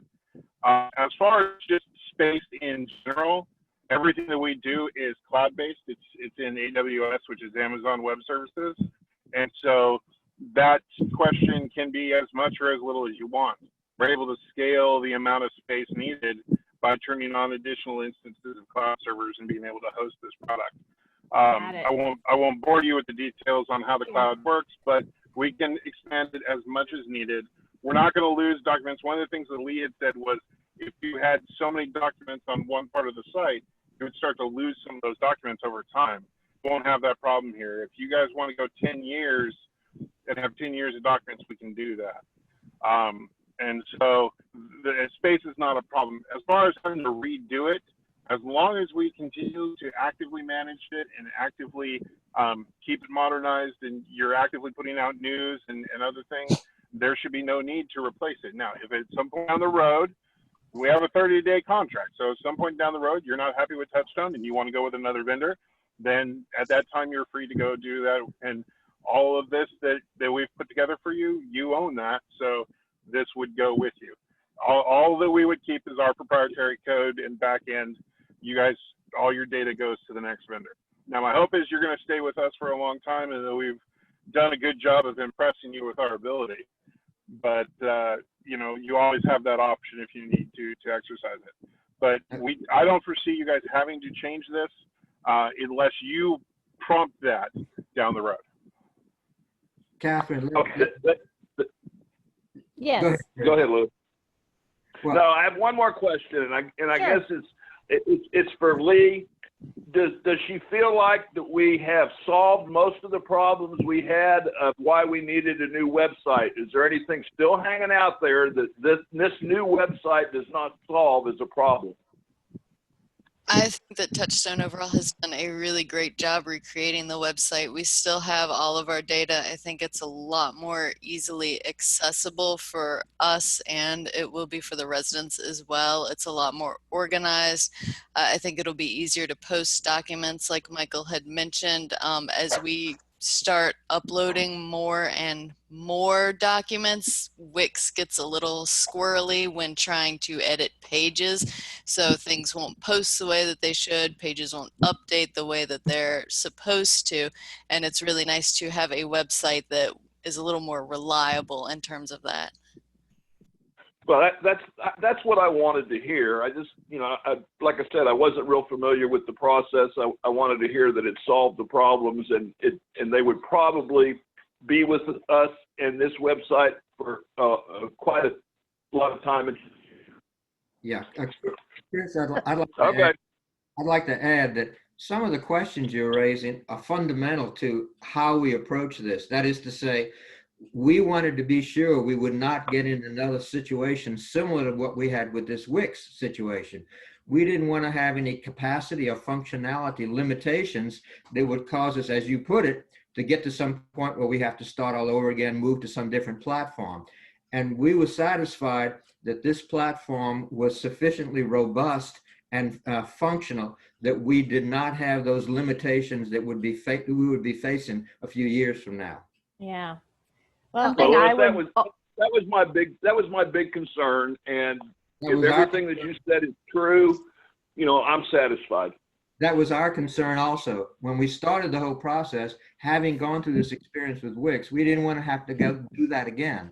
So that was our concern also. So we asked that from the outset. Something I want to notate too, that I felt like was such a big disconnect with Wix as far as the website in general, was not having somebody like Michael to talk to about website problems and issues and assistance needed when needed. With Wix, you're going to have to talk to their customer service department, and you might get somebody random at any given moment, and you're never talking to somebody that formally built the website with you and communicated with you throughout that process. And I feel like, being that we now have that relationship with Touchstone, and not just with WTC, but our other districts, it's going to make it an integral part to keeping the website up to date, up to code, and up to speed with society and the community altogether. Yeah. Yeah. I guess basically what it's saying is, government needs to have a big platform. Okay, we got a long agenda. Maybe we can take. Yes, let's go ahead and take the vote. I'll go ahead and call the vote right now. Louis? Yes. Jana?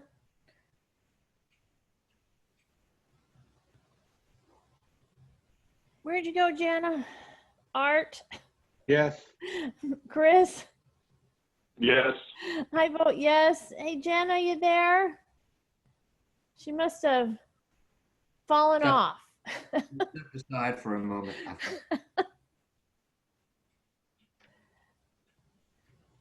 Do you see her, Bill? I don't see her right now. I'd give her a second, see if she logs back in. Yeah, she must have had a. She's been having some dropouts of her Wi-Fi. Yeah. Well, how about that? There you go. She's still not there. She is. Are you there? Sorry. Yeah, it died again. Okay, so I called the What'd I vote. miss? Yeah, I called the vote. Did you vote yes? I voted yes. Okay. So now, that was 22. Now we can go back to number 2, agenda item number 2. This is Michael from Touchstone. If you don't mind, I'm going to go ahead and drop off, but I did want to congratulate you all on your new website, and I look forward to working with Infomark moving forward. Okay, thank you. Thank you so much. See you Yeah. soon.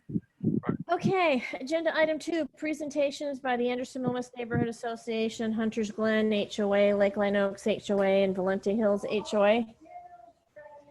Do we have anybody from any of those organizations that needed to make a presentation? Yeah, I was going to make a couple of comments. This is Gerald from the ACC. Okay. I was just going to give a brief update. We've had no really requests from the ACC. We've had one very minor, and it was approved.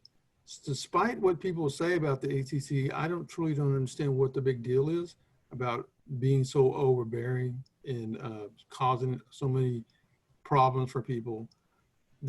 I went through the deed restrictions, and the deed restrictions really couldn't function without an ACC.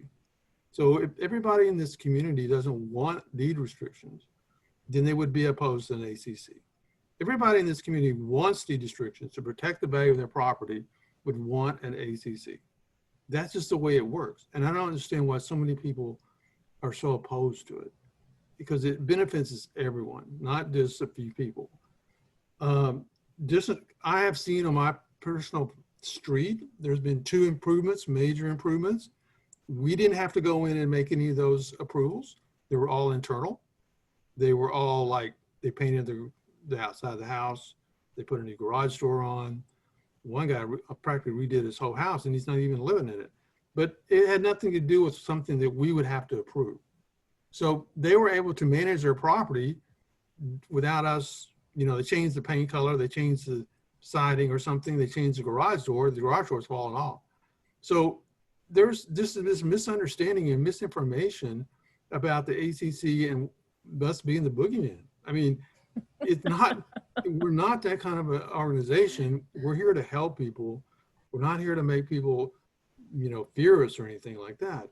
But I just want everybody to understand, if they do read their deed restrictions and there is no ACC, there may not be any deed restrictions. And so that's a big deal because everybody in this community, I almost assume that almost everybody except maybe one or two people want the value of their property to be maintained.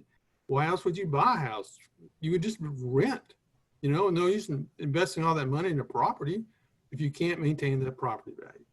Anyway, so that's my speech. There's a couple of things I wanted to say. I didn't get to finish my story. I get excited and I forget. So the kid I had made him go home and come back. He was the best player in the league, by the way. He scored almost every single goal.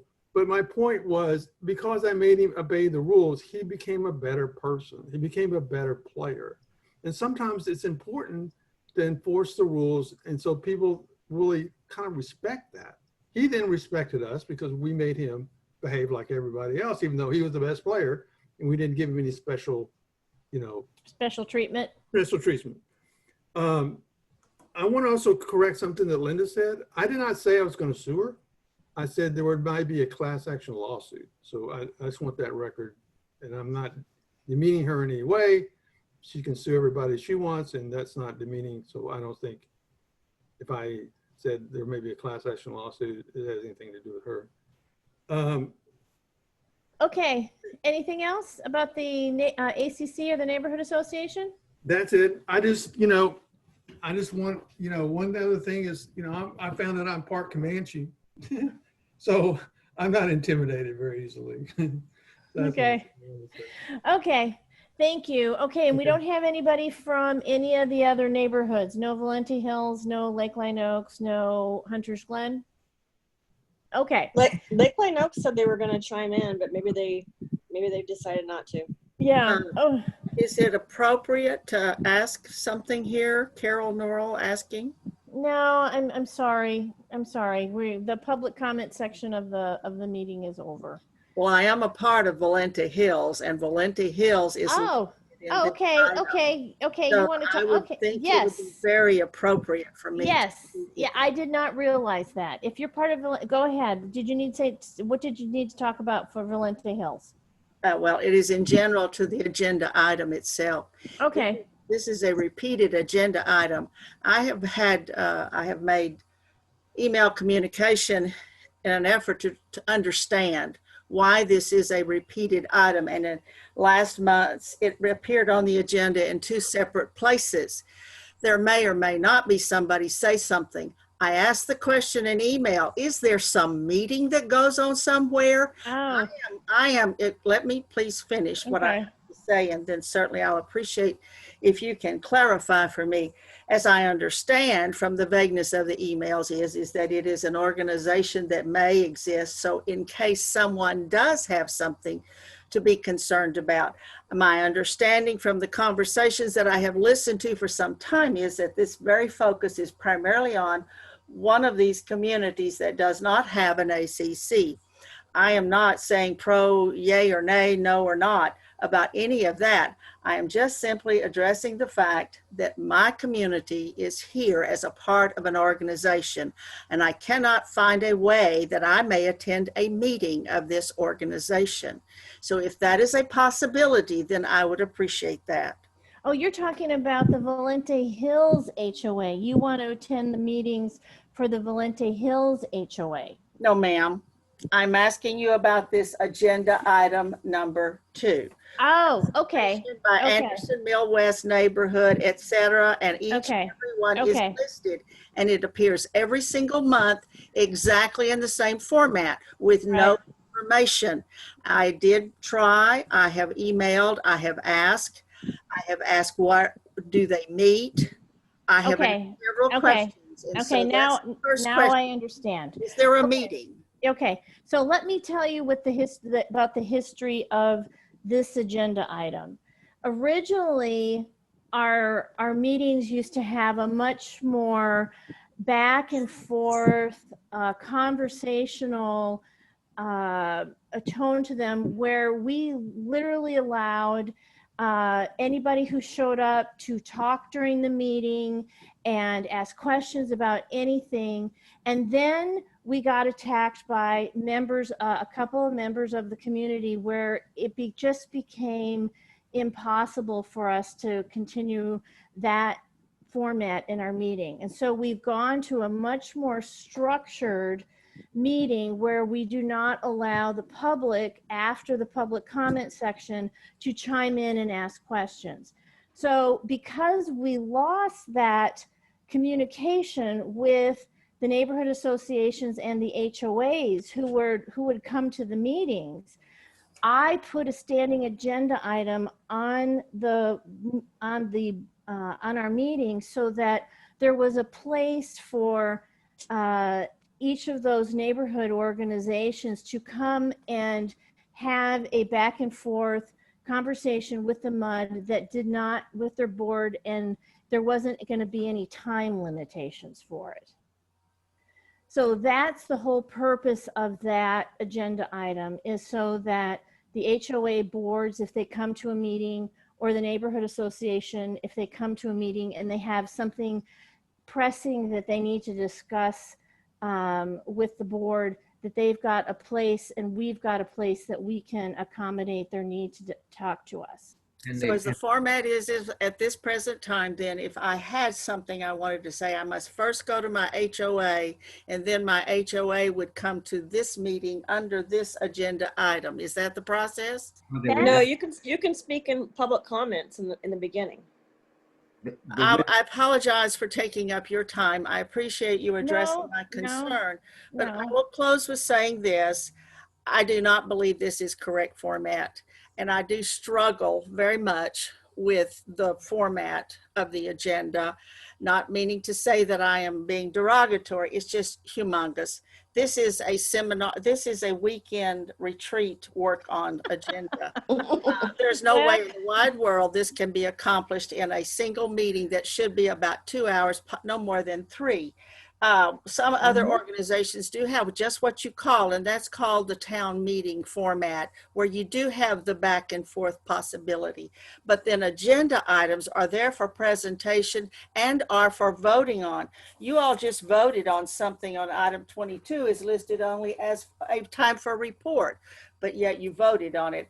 And so I apologize. I just sort of, give it a chill within myself when I see that. But anyway, thank you so much for your time. Well, we have an awful lot that we have to go through, and we only get to meet once a month. So that's part of what's going on. Well, yes, ma'am, I do understand that. That's what most boards do. And as I say, but, well, I'm sorry. I'm okay. Going too far. That's fine. That's fine. Yeah. Thank you. Yeah. Catherine, I'd like to add, for the benefit of Carol, that this is a placeholder for each of those neighborhood associations to address the board if they wish to. Now, you don't have to get approval from your neighborhood association to address us. If you come to us and say that you want to speak in that section because you are speaking for your HOA, you live in Berlin. I can't do that by myself. I would never speak for my HOA. No. I would speak as a part of my community. I would speak from my HOA if I were a member of the board there. But I appreciate you, Louis. I'm sorry how you pronounce your name, but it's just Carol, I'm struggling. I'm struggling with trying to understand this. I've just never had this experience that this agenda brings to me. So I didn't get to finish.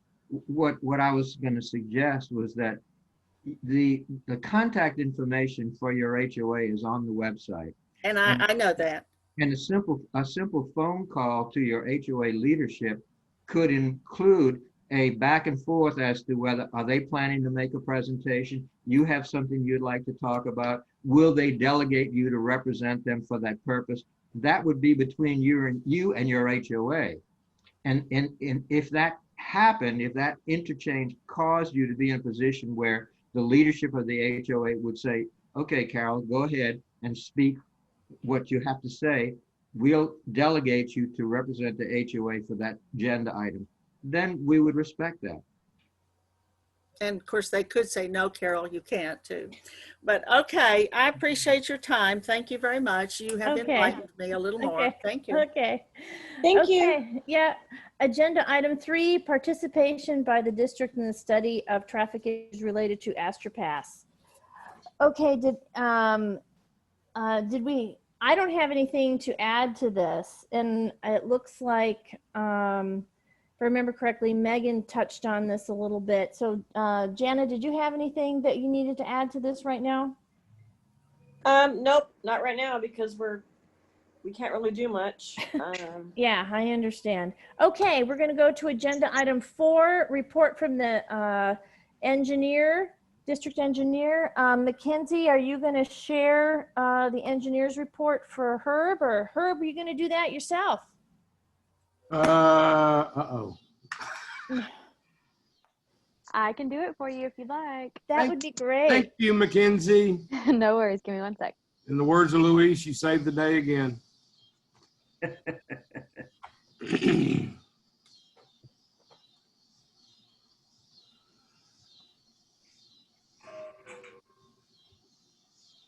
It would be worth mentioning that you highlight those sentences which indicate whether action is required or not by the board. Correct. That highlighting just makes it easier to track and make sure we don't skip something as well. Can you all see it? Yes, we can. All right, we did have our meeting last Thursday via remote for the committee meeting. The first items were, and a couple of these are just kind of jumbled up. Infomark as well as our office together are working on them. Underwater accountability, that's pretty much just all Infomark. I don't know, Mackenzie, do you want to run through that? Or I can run through it. I mean, as far as the meeting went, you can clear me up. We had the reporting is 111%, which is down from last month. That's a result of the Infomark crews addressing all the commercial meters, as well as starting to replace some of the irrigation meters that were not reading accurately. They're getting that done. Part of their review of the facilities associated with that is they recognize some of the meter numbers as they're noted in the field are different than what Cedar Park's recognizing. And I believe they're also working with Cedar Park to get that information corrected. That pretty much it, Mackenzie? Yeah, that about sums it up. And I do want to add that we have done extensive reporting with this. We have actually gone out into the field and we examined, basically physically taking pictures of every single meter in the district above 1.5 inches of size, as those can be the problematic meters. And we did a little district tour of all of those meters and took pictures and sent those over to our billing department, just to ensure on that side that all of our multipliers and things that contribute to how the water usage is calculated and then billed out was reading across accurately. And it has since been confirmed that it has. But one thing that we have recently, and we do believe this is part of the increase of the water problem, water accountability, but not the sole purpose. We are working on replacing those meters. We got them in just a few days ago. The 3 that Herb mentioned, that the irrigation meters that we did identify that were having reading issues. But aside from that, City of Cedar Park, it was identified that the meter that we have on Little Elm had usage, and City of Cedar Park was under the impression that it was not currently being used, and they were not picking up the reads for it. So that was not being calculated in to the water usage for the entire district. So that is one part of that problem. Not going to say it's the whole part, but that was the new revelation that I was able to make. So still working through this and making sure that we get it under control, but that's an overall rough estimate of the report. All right. Item 1B, this is this bond issue application report. This is just a hold project until and if anything is determined that we need to have the project submitted for a bond. At this point, we've not reached that point. Item 1C is the cleaning and inspection of sanitary sewer system. The evaluation has been completed. Our office put together some cost estimates that went through the infrastructure committee. We went through the individual locations that needed to be addressed. Those estimates total up with a not to exceed price of $65,000. We've also, the reason we said not to exceed is we're also working with Infomark. We did not complete that in time for Infomark to be able to review that and to come up with some of the pricing for the items that they can address. And then there's a couple of projects that will actually end up having to be addressed with vendors that are outside of Infomark due to the scope of work. But to address the items as a whole, start moving forward with finalizing some pricing and get this work started. We estimate that to be at a not to exceed $65,000. I walked away from the meeting with the understanding that the infrastructure was to recommend that amount to address all the required wastewater repairs. Herb, is this eligible for treatment under the potential bond issue? Potentially, yes, sir. Okay, so if we authorize it now and we do it before the bond issue and we do a bond issue, can we reimburse ourselves from the bond? It would be it would be set up accounting wise that's how you would handle it. Most of these projects that come up, and let me correct myself, at least part of these, I believe 5 of these items or 4 of these items would probably not fall into the regulations for reimbursement. The 2 of them will definitely fall within that scope. So there's some of this that would be accounted for reimbursement through a bond if the district moved that direction. Can I ask a question, Herb and Lewis? Yep. What is included in this? What type of work is included in this $65,000 amount? And will it be different vendors or different companies, or will it be Infomark? Yeah, if 4 of these Infomark could definitely address through a jetting service. That's really what the work consists of. No major disruption. There are 2 of them that we're going to require extensive road excavation and line replacements. Those will require us to get in with different vendors to be able to do this work. So the reason I'm asking, I'm trying to separate which the jetting work is really, that's a service, that's a maintenance type thing. It's not a construction. On the other repairs, are you planning to get solicit bids? We need to break those out. We will definitely, yes, solicit bids. I don't believe we'll be in a position where we need to advertise. I don't think the scope will get that high. So you're not actually approving the Not the contract? work. Yeah. We're not approving the work, just the amount, so that we can move forward with getting those different vendors to price this work out. And then at that point, we'll come back to the infrastructure hopefully next month with those recommendations based on those proposals. Thank you. So we're at the end of the fiscal year, so this would take place in the next fiscal year. And this would come out of our ordinary revenues, and the bond issue might or might not go out this coming year. It might go out the year after. Is that correct? That is correct. So that means that we may have the part of the $65,000 that is eligible for reimbursement under the bond issue might be done without reimbursement occurring from the bond issue until the bond issue actually issues, which might be a year and a half later. Correct. If it does, but regardless of that bond issue, this is work that needs to be taken care of by the district. Okay, that's where I was going next. We want to authorize we're authorizing the work, or we're authorizing the funding here? Just the funding of it at this point, Luis. We need to get that step out of the way, and then we can work on bringing proposals to the committee in October. Okay, so when you take the bids, you get proposals, then we come back to the board to ask for authorization with known amounts to do the actual work, right? Yes, sir. Okay, then in that case, I move the approval of the funding of $65,000 for a mix of projects that are maintenance and possible reimbursement from bond issue. I'll second. Okay, so let's move into discussion. So Mackenzie, when you and I talked briefly this afternoon, you talked about how we had a number of sewer backups. Is this related to, would this be related to the whole, a cause that, you know, by doing this kind of cleaning, we're not going to have sewer backups. And I'm making that assumption that, you know, when the cause of the backup is on our side, not on the resident side. So being completely honest with you, the answer to that question is no. Okay. Due to the fact that the majority of the backups that we have seen within the last week have been a majority on the customer side. Okay. So I think 1 out of 4 have been on district side, and even that one alone, it's kind of a mixture of both, but it's definitely on the district side. So, and that was the one that was discovered today. So that being said, I don't think that these are contributing factors for that issue to be going on.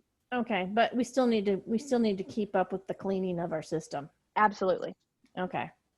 Okay, does anybody else have any more questions or more discussion?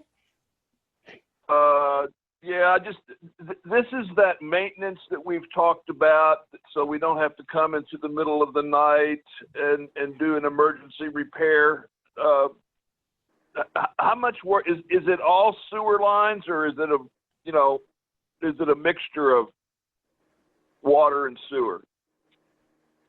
Chris, this is all related to your TCEQ 5-year wastewater video review of the facilities. And these were locations that were identified as either ponding water or having issues that structurally that need to be addressed. This number relates strictly at this moment for what was able to be seen through the video as wastewater. Okay, and it's repair work. Correct. Okay. And just Okay. and Can we see the video? Is there a video available? I can make each of these available. Okay. Not tonight, but I can work that out. Okay. Okay. Just a snippet. And Herb, you could explain to a layperson what's being done. I mean, it's not super complicated and real esoteric. You know, there's a dip in the line. The line is cracked. I mean, it's things that are explainable, right? Yeah, I've already got that summary put together, which is what I presented to the infrastructure committee last Yeah, year. he presented that to the board in detail. So if you want a copy of it, Chris, we can give it to you. No, that's okay. I've got enough blank on my plate right now, Art. I don't need more. I'll work. I'll send it back. Chris, if you look at it, it's got English subtitles. Oh boy. Okay. All right. I'm done. I will work with Bill on the best way to get these videos out to the board. Okay. I'm going to go ahead and call the vote. Art? Yes. Louis? Yes. Chris? Yes. Jana? Yes. I vote yes too. Okay, keep going. All right, item D is the striping of crosswalks. That work has been completed within Williamson County. Mackenzie, did Travis County come back with something? I missed my note on that. No, so I had actually reached out to both, and I did not receive responses back on any. I just asked if there were any outstanding issues, and to my knowledge, they did capture them all, including Williamson County. Okay. Well, there's no action. It was just kind of an update on that. What about the one on Kristen and Old Mill? I communicated that one to Matt Williamson with Williamson County Roads and Bridges, and he assured me that they would be getting it on the schedule. This was about 2 weeks ago. So Okay. if it is not done yet, I'd be highly surprised. But I would see it happening in the foreseeable near future. Okay. I haven't been up that way. I just know Lick My Notes asked about it the other day. I just wanted to make sure that it was I still. was there the other day too, and I totally did not look. Okay, great. Thanks. All right, item 2E under the budget list for 2020, 2021. One of the items that has been discussed off and on actually for a number of years is the Hatch Pond Lift Station. It's over off of Hatch Road. There have been, Infomark's reported numerous, through the years, numerous issues with mechanical and electrical problems with that lift station. It's an extremely old lift station. It's an antiquated system with a dry pit, wet well scenario. It's deep and it's a confined space entry setup. We're in discussions with the infrastructure committee of actually looking at that system, looking at the ability to upgrade that and replace that into a newer modern style lift station.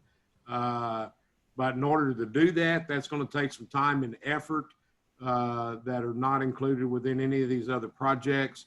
So next month, our office will bring a proposal for us to be able to pull those records, do that research, figure out what it's going to be, to compile that data, including a cost comparison of the previous maintenance. Is there an advantage to this? Kind of an estimation of payback time on any kind of funds spent on that. So it's really, at this point, it's just kind of an update of an expectation for next month that we will be bringing a proposal for us to do that evaluation and recommendation for that. So how old is that lift station? Is it like one of the originals? Yeah, I was trying to remember. I did not look at those plans today on that set. It is well over the 20-year mark, I think. Okay. 25. So let me elaborate a little bit. If we replace, when it says dry pit, wet well, it means there's an opening in the ground. At the bottom of that opening, there's a pump. And that pump operates through the wall of that well into the area where the sewage is to pump it. Now, if we replace it, we would replace it with a submersible pump, as we have at our other two lift stations. And what the question that I asked was that it's probably going to be a substantial cost. And so I'd like for us to compare the cost of replacement with the potential cost if we don't replace it and just keep maintaining it. We'll have higher operating costs, but the cost of replacement is so high that it would be worth taking a look at what the payout might be. It might be 5 years, at 10 years, at 20 years, and then we can make an intelligent decision as to whether we should go forward with replacement or just continue maintaining this station. Right, and this is not a project that I really could see you taking on next year, just because of the amount of design and TCEQ involvement to do a project like this. I think the actual work itself, if you deem that necessary or wanted to go that route, you're looking at the following year, 21, 22 budget year to actually do the work. I don't think you'd be doing it next year. You're talking about if we did a replacement, because we're talking about a total redesign and implementation of a completely different configured lift station. Correct. We're going to look at both. We're going to look at whether we can fix and maintain the current one and compare that, a cost benefit analysis with a new one. Right. Okay. Wow. Okay. Okay. Any more questions on that? Mm-mm. All right. Item F is a memorial plaque. I know that we've got some information from Infomark. We're just waiting on one more item, and then next month we'll bring a proposal to have those installed at the Hatch Pond. Under the GEI items on 2A, we've gotten previously just discussed, I believe it's already on the budget for $40,000. We have not gotten the confirmation from that previous proposal, verifying the validity of that number to date. That proposal was received last year, so I wanted to follow up and make sure that number is still accurate. So at this point, I think it would be at the October meeting when I'd bring that up-to-date proposal from the contractor. And this is related to the sidewalk connection from Sunchase Boulevard down into the Madeline Loop Pond, and then connecting that trail where there's a gap from the back corner where the DG stops and connecting it back into the sidewalk actually at the channel where it starts in the pond. One of the big hangups or the issues that associated with this is also ensuring that we comply with TOS. So that's where a lot of the cost is going to come into, but we'll be able to elaborate with the proposal at next month's meeting. And then outside of that, the invoicing was reviewed and approved. So if you've got any questions, I'm happy to address them. Okay. If not, y'all have a wonderful evening. Okay. Bye, Herb. Bye-bye. Okay. Thanks. Okay, agenda item 6, report on security patrols, increase, decrease hours for patrols, etc. And we've got, Robert, are you still on the line? Oh, there you are. You need to unmute yourself. Unmute. Okay. Yeah. Okay, I seem to forget. I always forget that. Sorry. So tell us about what's going on from a security point of view in the MUD right now. Okay. I think one of the things that obviously the issues that the burglaries that occurred last week is extremely important. We have been working with the Williamson County Sheriff's Office on this particular issue. I am not going to be able to talk about because it is still a pending investigation about what they're doing, but except to say that as of yesterday, there was one vehicle was actually was stolen, and that car has now been recovered, and 2 arrests have been made in that particular case, so that's in reference to the investigation. It is still ongoing. From I communicated with them yesterday, so that's still going on,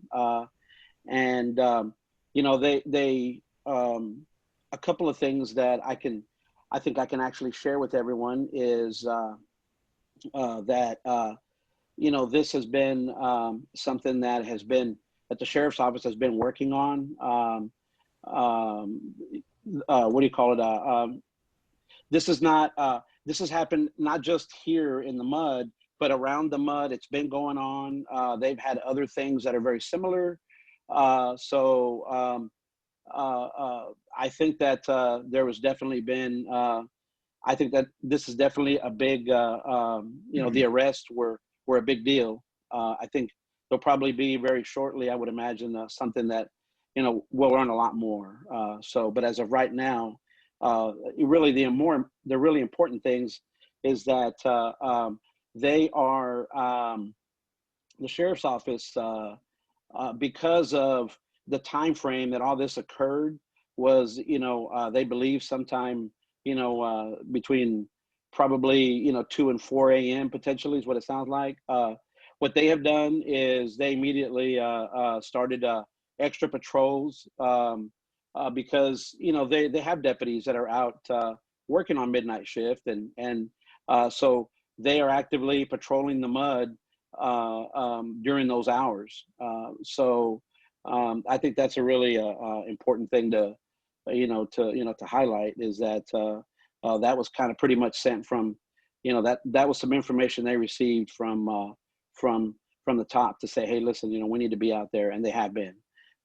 So the other thing that they shared with me is just to remind, and we want to remind everybody that just ensure that you're even if it takes a moment, okay, at the end of your day, and this is even hard for me too sometimes. I forget too, so it's but lock your cars. Take a little extra moment, make sure you lock your cars, and ensure that your valuables, that if there's something in your car that that's really valuable, that ensure that they're inside, that you bring them in, because that's how some of these things have happened. And really every one of these in these particular incidents, cars were unlocked, that please, I mean, don't get me wrong, people shouldn't be coming in your car whether it's locked or unlocked. That's not right. Okay. Mm-hmm. But I think it'll just help. I think it'll help everybody. So in reference to I'd like to say that I feel terrible about, but that folks, when their car's burglarized, I mean, it's a terrible situation, I've experienced it, myself, and it felt horrible, quite honestly. But we're going to continue to work with the sheriff's office on these types of issues, and they work with us. They call us and ask us, whenever, because we are in the mud as much as we are, so anyway, that's kind of an update for y'all on that. Do y'all have any other questions maybe for me in reference to that? I just have a quick comment. What I've seen on Nextdoor is that people are not only leaving their cars unlocked, but they're leaving their keys inside. Right. Their which is, I don't know why anybody would do that. I kind of like my garage, but they leave their keys inside. They're leaving their garage door openers inside. They're leaving guns inside. From what I've heard of somebody in Lake Pine Oaks actually had like a gun stolen. So, please lock your guns up in your house. That would be a great idea. So, Great. Robert, do you have any recommendations relative to increasing the number of hours in the district now as a result of some of this experience? It sounds like you're getting help from the sheriff's office. They're covering the district as well as your people. So normally at each, we authorize the 80 hours a month, or we can go more. And sometimes during some seasons, we authorize more. So do you have any recommendation? I don't right now. I know that this is something that we're still kind of discussing. I think that the seasonal, what y'all have done in the past, I think is a good idea. Right now, school's going back in, and what I can tell you about this particular situation is that it's not very different than what happened at Dahlman Elementary. Okay, it's going to be the two people that were actually arrested were younger people, and they were actually transported to juvenile court. So in Travis County. So that'll kind of give an idea. They're certainly under the age of 17. So, and I think that during these times, this is something that, the board may want to consider. I mean, I think that it's not a bad idea if you wanted to increase some, I think that would be fine. And we could continue to work with, just with folks. I think the other thing I think that's a really good idea is that if there's anyone out there that has any questions, and certainly I think if they call our office, if someone has a question about whether they could be doing something differently or may something like that, then that's something we can help people with individually. I think any of us that have worked with the that work at the MUD, with the MUD and patrol for the constable's office, we're able to go ahead and talk to folks and give you some tips on what you could, or what would help you, I think, at your residence. And that's certainly something that moving forward is something I'd like to put together for the future. So, and maybe discuss with the board at a later time, but a program potentially where people could, where we might provide some sort of service to everybody for safety, for their own homes, like a safety type of like a safety check, and just to give you recommendations anyway. So this is Louis again. Jana and Chris are the security subcommittee of the management committee, and Chris and Janet. Actually, it's Jana and Catherine. Yeah, it's Jana and I. Yeah. So the report has to be updated. You're right. I forgot about that. It still shows Chris Rocco. So Jana and Catherine, as a committee, do you have any recommendation, any suggestions for any changes in scheduling? Not at this time. No. Now that Williamson County Sheriff's Office is patrolling at night, in the middle of the night and early in the morning because of all these break-ins, I think that that's a good thing. I mean, a lot of people say that they can't see the patrols because maybe they're not awake. I see them all the time. In fact, one came to my house the other day at 11 p.m. because somebody called 911 in front of my house. So I know they're out there. I don't know why somebody drove by my house and called 911, but that's no big deal, but that's okay. So I know they're out there. So Mackenzie, we need to update the committee list of people, assignments, because we're still showing Janet and Chris. No worries. We'll get that updated. Thank you. Okay. Mm-hmm. Okay, do you have anything else that you needed to say, Robert? No, no, ma'am. That's it. Okay. Okay, so agenda 7, creation of a non-paid position of community liaison between the district and law enforcement and the appointment of a person to fill the position. Okay, so was it last month we passed the resolution? Is that where we stand? Month before last. All right, my God, was it? I think it was last month. We created the position, we didn't fill the position. Okay, so where are we standing on soliciting people who want to volunteer for this position? Have we done anything to move on forward with that? Not that I'm aware of. Okay, well then, Jana, you and I need to take this up this next month then, okay? Yes, I agree. I did contact Allison with Bill's office several days ago, but I did not get back to them. So okay. Sorry Okay. about that. Okay, so agenda item 8, report from the district manager. Who wants to go first? That will be me. I will go first. Okay, you're going to go first. Okay. Good afternoon, everybody. Since you have 30 other agenda items to get through, I'm going to make this very brief for you. I just have a quick update, a quick statement on Infomark's roles and responsibilities, and some clarification on some recent activities that happened in the district.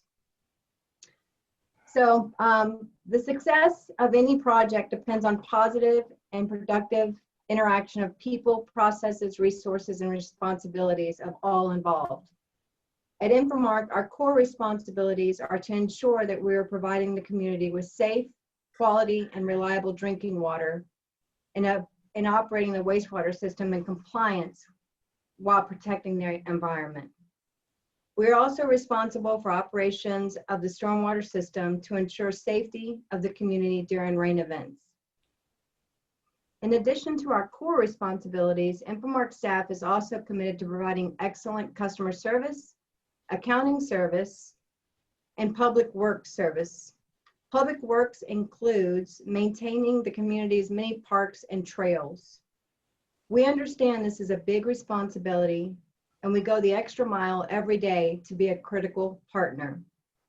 The Infomark team and dedicated staff for Williamson-Travis MUD1 follows the policies and resolutions set forth by the Board of the Directors.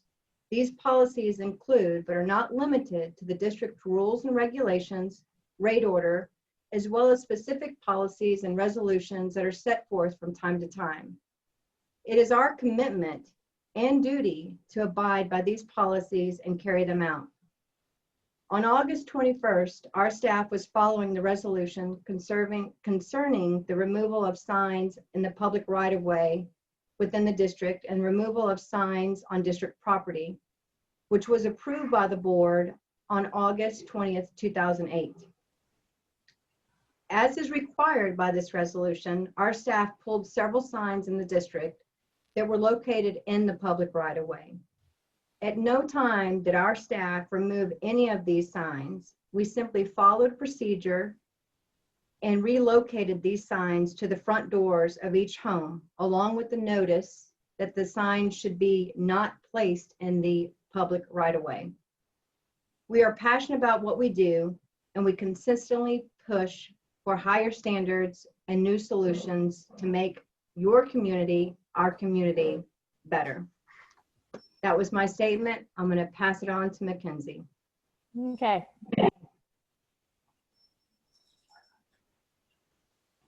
Where'd you go? I'm here. Give me Okay. 1 second. All right. So let me know when you guys can see it. I see it. All right. Perfect. Okay. Get down to the nitty gritty here. All right. So we do have a few things for approval this month. And several of these things are things that we have been in the works for quite some time. We have reviewed and discussed these on several occasions. And one of these is actually this first one here. The installation of the in-ground lights at El Salito and 620 has been a long-standing one, I think even prior to pandemic. So we're bringing that one back around. So we'll get to those as we go down this list. Something that we've already kind of gone through and discussed is our distribution system. Though we were at 125% accounted for last month, and we have gotten that down to 111. While I would like to believe that it's for these valiant efforts that we're making of trying to figure out why we had such a high water accountability, I don't believe we have solved that problem yet, but we are working diligently by doing several things that I had mentioned earlier, as far as double checking our billing system to make sure we are calculating things appropriately. We have gone around to the many meters that are 1.5 inches or larger to inspect them. I have been in contact with City of Cedar Park, as well as several others in our organization here in Austin, just to ensure that, you know, we have as much information and data as we can get to make sure that we can get to the bottom of this. And I do think that we're on our way to some sort of a solution there, with the fact that the Little Elm master meter has not been being notated as a used meter as of, I believe, since February with Cedar Park. Granted, the use on it has not been very high. It's been very minimal, but it has been showing usage, and we have calculated for that on our end, as we do read those every week.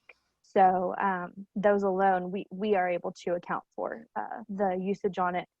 So we are working slowly through that, and I will continue to update you. We did kind of go over the televising survey results of the IFC committee, so I won't speak too much about that.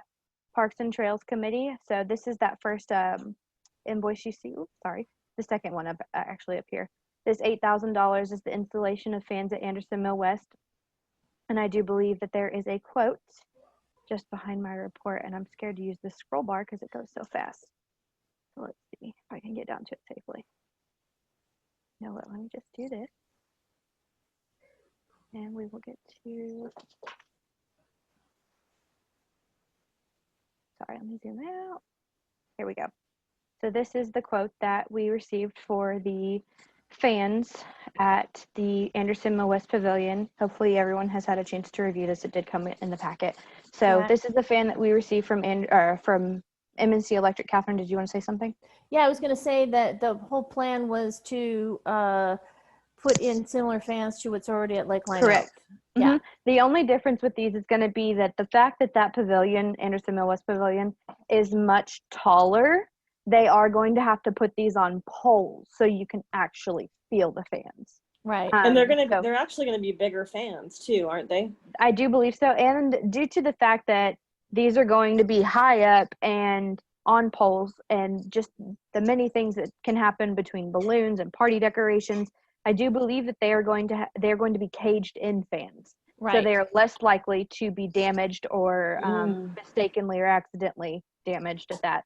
But this is what that quote is relating to on that line item. And then while we're here, the second recommendation on the Parks Committee is going to be this quote here, which is the in-ground lights at El Salito and 620. This is something that we've talked about for quite a while. I did reach back out to MNC, and this is the updated quote. The amount did not change. Okay. So we are asking for approval of both of those in the report. And if you notice, I did have a typo. Here I put 5680. It's actually 5860. So make sure whenever we do make that motion that we have the correct amount that is on the quote. Okay. That is my fault, though. Okay. Do you want to do those right now? Yeah, that'd probably be best. Okay. Catherine, why don't you do it, because I don't have a handy dandy pencil next to me. Okay. Scroll it up so I can see it. Okay. Just remember that first one has a typo. Okay. So the first one that we're talking about is the in-ground lights at El Salito and 620 for $5,860. And the plan is to put, I think it's it's not a ball. I think it's 7. A 7? Well, yes. The whole plan is lights that are ground level that are shining up so that people do not run over the first 10 feet of the median. Which they have done, which is why all the plants that were planted there have been destroyed, because people missed the curve. And so I recommend that we approve $5,860 to install the lights at the entrance of El Salito and 620. I need a second. And I second that. Okay, so let's open this up to discussion. So I'm just going to say as a personal aside that I have been driving around other areas outside of our district and have literally almost run over an unlighted median, literally over by the Home Depot on Lakeline and Lake Creek.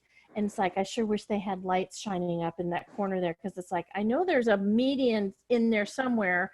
And I almost ran into it, the other night. It's so dark. So I think that this is really going to be improve our entrance, and it will also go a long way, I'm hoping, to not having our sign be hit a second time. So. Hey, Catherine, are we talking, we're talking about the big custom sign that or the big Yes, right sign in right front. there Yeah. at the Walgreens, right?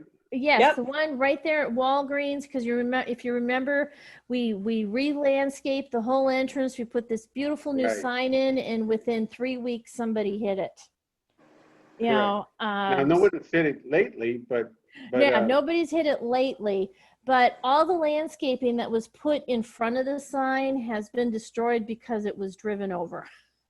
okay. Catherine My hit only that once. question is, No, I where didn't do hit the it. lights go? Because it's such a narrow island.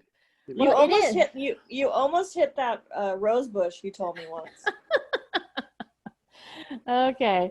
So where do the lights go? I know they're in ground lights. Yeah, there is going to be enough space there to put in-ground lights so that they're shining up, so that not to run to make your turn a little wider. I think. Do you have that map? Did you have a picture there? I have a picture of it. It's just not in this document. If y'all give me 1 second, I can pull it up. Okay. There's I think it's 2, 4, 6 or 7 lights.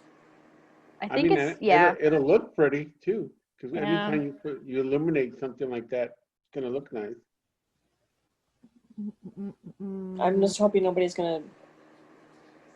It's run not over going to do anything for during the day. Well, hopefully it's not. Hopefully people aren't running over and missing the median in the day. There's no reason to miss the median in the day. And that has it's wired, right, for electricity? Yes, there's already electricity there. Yes. Okay, here we go. Yeah, there we go. So everywhere you see a circle with a blue dot, those are going to be lights. So there's 1, 2, 3, 4, 5, 6, 7, and so 7 total throughout this little median here. So that's where Catherine ran over that rose bush, that first one. Yeah. Okay. I'm just gonna blame Mackenzie, you, Catherine. that LED light that's in the middle of the street. What is that? No, that's just to show you what the LED light is, and then what the limestone boulder. Yeah, that's sort of they like initially were going to try to put boulders in, but they are not going to. Okay. Right. Well, see, now looking at the picture, it looks a lot bigger than I remember it. Yeah. There is a lot more ground there. Okay. Yeah. Okay. Now, what are those squares that are there? Oh, see, before we were looking at doing boulders and lights, or just boulders by itself, and we're just going with lights. Okay. Yeah. All right. Yeah. That'll look nice. I think it'll be quite an improvement at night. Very illuminating. Yeah. Yes. Okay. Do we have any more discussion, any more questions about this particular I don't. project? And what did we budget for this, Mackenzie? The budgeted amount, I think, was $660. So we're coming in under budget. Okay, great. Okay, so I'm going to go ahead and call the vote. Jana? Yes. Art? Yes. Louis? Yes. Chris? Yes. And I vote yes too. Okay. So then the second one is the installations of fans at Anderson Mill West Pavilion. I move that we accept the MNC proposal for $8,000. Could I have a second? I second. Okay. So Mackenzie, what was the budget on this one? The budget on this one, I can't remember the number off the top of my head. It was in the 6 range. We're going to come in slightly over budget. I want to say by like $500. But that being said, there are several things in the budget that we did not do this year, so we are more than capable of making up that number. You're not going to be out of budget for it. Oh, okay. Okay. And do we have a time frame on that once we get all? As soon as we get them approved tonight, I will send them over first thing in the morning, and Ricky should be able to update me on when they can get them into the schedule. Okay. That'll be great. Thanks. Okay. Of course. So MNC is going to be doing both of these, would be Correct. hopefully be doing both of these projects. So he would be scheduling both of them then. Yes. Yeah. Okay. And I've already kind of stressed to him that we would really like to get them started before October, and he said that it didn't seem like too big of a problem. So as long as we got our approvals tonight. So I'll get with him tomorrow and we'll get that on the books. Okay. So do we have any more discussion on the second resolution? Okay, I'll go ahead and call the vote. Jana? Yes. Louis? Yes. Art? Yes. Chris? Yes. And I vote yes too. Okay, keep going, Mackenzie. Awesome. Okay, so item 3C here, we did remove the little library near the old mill gazebo. When we were kind of going through it and inspecting, we noticed that due to the irrigation head that had actually been broken there for quite some time, it caused water damage on the bottom. So we have since then taken it down and it is currently under repair. The basketball goal nets at Lakeline Oaks had been tampered with in a bit of a way, not like vandalism style, but I think somebody just messed with one. So we did repair those. The Lakeline Oaks office had a light out in the front overhang area. I didn't want to call it a porch, but you know what I'm talking about. Yeah. Okay. We have replaced that. And then as noted with Scott, we recently encountered several areas where the DG trails have just become severely overgrown with weeds. Your maintenance tech has sent in numerous pictures, which I then forward on to Scott, and they had actually been out there spraying several times in the past several weeks to try to combat them, but it just seems to be a really rough season at the moment. But I will say your maintenance tech was able to update me and tell me that they have started to look better in certain areas. We're still got a ways to go though. And then we had a little bit of I don't know if I would call this vandalism or just damage, but there was a bench at Anderson Mill West Park. It looked like it had been scraped with something, one of the green coating on it. So we're looking at seeing what we can do to possibly put a seal on that or something, just to keep it from rusting and moving forward. But that is all we have. It wasn't a new bench, was it? No, I don't believe so. It was one of the bright green ones. In the pavilion? Yes. Okay. Hey, Mackenzie, what about the overturned picnic table at Anderson Mill? So that has Pond? we've pushed that back down. So we're not really sure if some kids went out there and did that, or maybe Sunscapes pushed it up so they could mow underneath it, or what the case may be. But we have since they wouldn't have done it like that. We have propped it back down and it's back into place. Okay, we probably need to put some cement or there is actually cement under it, and it was shifted in the process. So we had to kind of shift it back and put some dirt in around it. Well, they pushed it, and the reason why the cement is there is to keep it in the ground, and there wasn't enough cement in there. So I think we need to add more cement. We can definitely look into it. But we can look into that for the next parks meeting. Absolutely. As you guys know, we've discussed pretty much everything we need to under infrastructure committee. Same kind of thing with the information management committee here. The only thing that I did want to touch on is that they wanted to recommend approval of the newsletter. And I provided a copy of it as well. So I'm gonna have to zoom out for you guys to be able to see it. So I'll scroll through it real slow since there is quite a bit on here. Now, are we looking at a quarterly newsletter? What kind of? This is a quarterly. Okay. But this is only our second issue because we never did one in the summer. That is correct. Okay. This is our late summer one. Yep. Okay. So hopefully you all have had some time to look over this. It did come with the packet. So we have some helpful tips and tricks in here for people to utilize, things they may forget and would like to remember, with the board of directors email addresses, Okay. So it is in total it's technically a 2-page document, but it is 4 pages because it is front and back of 2. Yeah. Okay. Oh, look, Art did his message. He did. Thanks, Lee, for putting that together. It looks really good. Yes, she did a wonderful job. Thank you. Now, all. is this going to go in a bill? Are we just putting it on the news site? How do we distribute this? So I believe the standard process is to get the board approval, and then this goes to the website. Lee, correct me if I'm wrong. No, And that's it's what we gonna- decided on. Oh, so we're not going to put it in the water bill too? A black and white? I don't believe that's a standard. We can look into it, but I believe that the last newsletter issuings we did where the board approved and we placed it on the website and access was given. And I think we put a blurb on the water bill of where Oh. to access it. Oh, I thought we put it in the water bill last time. That's Lee sent me an expense report of how much it would be if we put it in the water bill. I mean, we did can that- definitely do that. Yeah, we did that for the first issue, but I don't know if we're planning on doing that going forward. The other thing is that there's a page limit to the number of inserts that you can have in the bill, so we'd have to talk to our billing system about that to make sure we could fit in that limit, because I know we're looking to put the waste management insert in there as well. Oh, okay. So let's just put it on the website and then have a little snippet on the bottom of the water bill letting them know about this, the new newsletter. Absolutely. And if you guys wanted to go ahead and do motion to approve, y'all would, this would probably be the best time. Because I do believe, Bill can correct me if I'm wrong, or Lee, but this does require board approval prior to it Okay. going out. Okay, somebody make a motion. I'll make a motion to approve the newsletter. Okay. I'll second it. Okay. Do we have any discussion?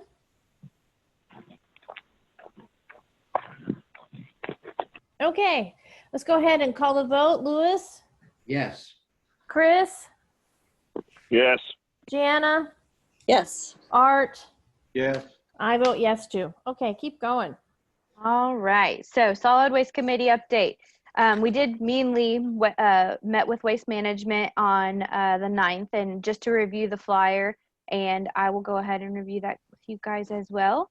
We both really like it. We feel like it's very informative and has plenty of information and tips and tricks to update people on. So hopefully you all had some time to review this, but we did work with them over several meetings of getting this put together and updating things, taking things out, and so on and so forth. And we do have the garbage dash recycling, it info mark on here, old mill office, customer service number. And then we have the map of the district explaining the recycling weeks. And that is it. So the goal is to get this out in the September bill, pending, as long as it is the correct size, which we're almost certain it is. Building department will get that printed and put in the September bill. Okay. Chris, this do you is- have any? Chris, do you have any? Do you have any say in that? I mean, do you have any comments about that? I thought everything, it sounded like listening to Sage and talking to Lee, the plan seems to be progressing as it was supposed to. And that is correct. So, Good. Yes. So I do want to You know- give everybody a little bit of an update. I think Lee can attest to this too. We've had less complaints of people saying we can't get a hold of waste management or a hold of anybody. People seem to be more comfortable with reporting their issues, and we've had better luck with waste management not putting their foot down on the ruling of we're not going to replace a cart until the next pickup date. We've had several instances where a cart may have been damaged to the point of not being able to be used for the next pickup date, and they have gone out without question, whether it's Thursday or Friday, and changed out that cart for those people, or fixed a broken part on the cart so that they could utilize the cart for the following pickup day. We've had great communication with them. They have begun sending their monthly tracker over that they are supposed to be sending. They did a great job on the flyer as promised. So all in all, things are progressing positively. We don't have any complaints, and things seem to be going well on all sides of communication, both from Sage to Infomark and Infomark to Waste Management and vice versa. That Well, was the hope- goal. That was yes, the goal, to get absolutely. accurate information and to get better reporting so we could get better service. There you go. Correct. And we have, on our own, Infomark has developed I would call it very detailed tracker of information. And I do believe I sent it out to the You guys Art did a and great job. Chris, and just as an update to you guys. And in the coming weeks, we will be getting back together with Sage and Waste Management and just kind of doing a little bit of a run through and making sure everybody is good on what's going on. Because even though we might see it as great, we need to make sure all other parties think that everything is going well too. So that way this becomes a cohesive process and moving forward continues to get better. Mhm. All right. So back over here. The only last thing that I had was the customer care committee update. This is just a small update. I wanted to let you guys know on 1200 Brighton Bend. We have not had any more contact with the owner, but I do want to let you know that when we did go out there to turn the water on for the plumber to do a leak check on the customer side and really do a thorough examination of the house, he did notate that there were several issues found. One of them I do know being a bad float in, I believe, one or more toilets where the toilet was consistently running, and several other issues that were not noted to us. So I didn't get a detailed report. Obviously, this is just word of mouth, but I did want to let you guys know that we weren't going crazy with thinking that the usage on this customer was abnormally high. They did have several problems going on their end. So And it but was that's, all in the house. yes, all of it seems to be on the customer side. From our end, we have not been able to identify anything. Okay. So now that we're done with that, we'll scroll on down. All right. So y'all can see this okay, right? Mm-hmm. Okay. So total number of accounts billed, holding steady there. Total gallons consumed. This is looking better as far as last year. We had a pretty high consumption last year around this time. We're starting to even out here, which we haven't seen in several months. So, and then again here for the residential average consumption, we're pretty much evened out there. We're a little low on the commercial, tracking's a little higher. And then total accounts billed was the 264,447 and total receivables of 299,709.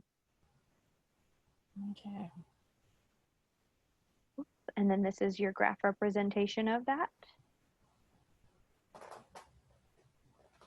And again, here, your accounts receivable and collections report, here's your graph, and then your detailed portion of that. And with this, oops, sorry, this scroll bar is very sensitive. Ooh, sorry, you guys. Delinquent letters mailed, we had 155, and then obviously no door tags were hung and nobody was disconnected for non-payment due to the moratorium. And then here is your water accountability. Again, you can see down here in this bottom right-hand corner, we are at the 111%. We were at 125, again, before that 115. So we're still working on this and I will continue to update you on that. But if nobody has any questions, that concludes my report. Okay. So I guess, Michael, you're up. Awesome. All right. Let me share the report, which is here somewhere. There it is.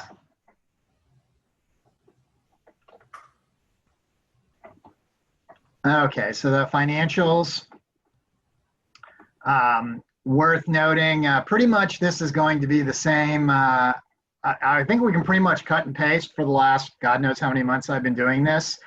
The district is well ahead of budget, particularly on its central focus, which is what a MUD was created for. The Municipal Utility District was created to provide water, sewer, and drainage service for its residents. And on that metric, the district is doing very well. People will try to find a way to claim that's not true, but the numbers are the numbers. But I do want to jump here on the taxes. Again, a cut and paste from the last few months that you shallowed on your tax collections this year. So you're just shy of 97% instead of the 99% that we budgeted. And we factored that into the new budget going forward, that the lower rate of collections. But even with that, you're still 174,000 ahead of budget in terms of revenues. 195 of that is in water and sewer.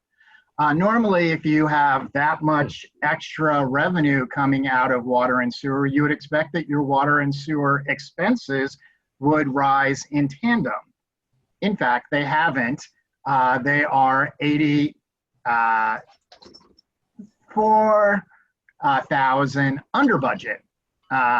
So the net of that, the two of those together, 196,000 ahead of budget in terms of revenue, and 84,000 under budget in terms of expenses, is $280,000 to the good at the central thing that the municipal utility district was created to do. That would seem to indicate that someone somewhere is managing this district effectively. But please don't let facts get in the way of a really good story. So moving on. Let's get to the very bottom line, showing that overall the district is 334,000 ahead of budget.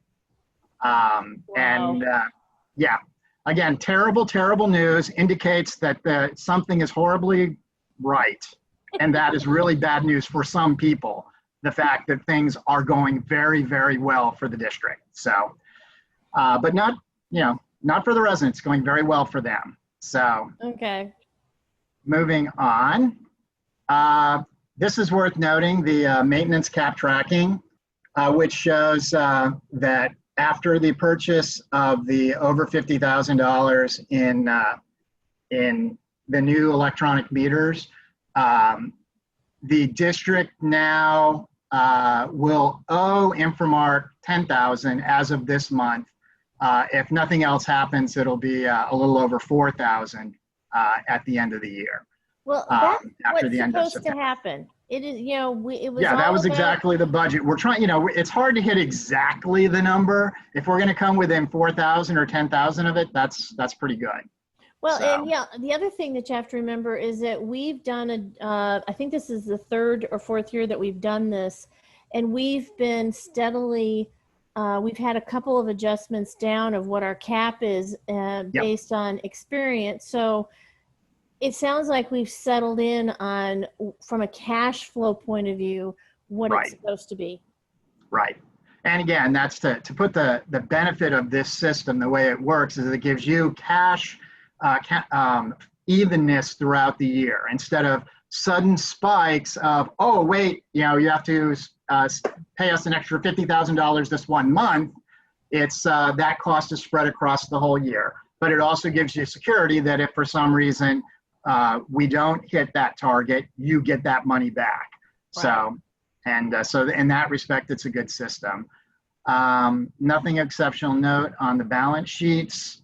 Cash report, as always, showing that at this point you have about 2.7 million total, over 2.5 million in operating. In debt service, showing that you already have sufficient funds to make your next bond payment, which is very small. It's just the interest in March, 13,635. You would have almost 180,000, even if you didn't collect any more taxes the rest of this year or into next year. Obviously you will, so you're in good shape on that. And of course, that low number on the bond payment is indicative of the fact that you're in the last 3 years of payments. So you'll soon have all of the bonds paid off. Not much to note on your CD other than that 0.42 rate looks better and better. Texpool's rate dropped into 0.17. So you've got a pretty significant spread, at least significant by modern investment standards, not against historical ones. But that CD looks like it's going to be a good investment for you during its 9-month run. And we'll see where we're at in April when we have to renew. I would like to hope that we'll see interest rates back up, but there's a lot of information coming indicating that that may not happen, that we might be looking at very low rates for a while. So every chance that we can to invest in a CD that gets better rates than what we're seeing from Texpool will be a good call.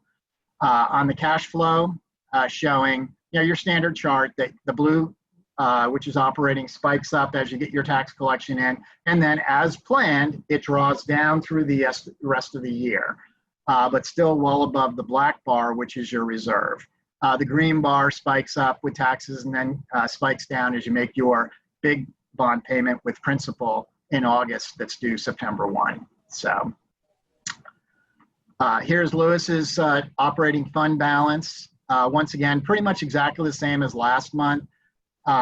You budgeted that you would end with a reserve of a little over 2 million. We're now projecting that you'll end with a reserve of 2.2 million. So 200,000, 240,000 better.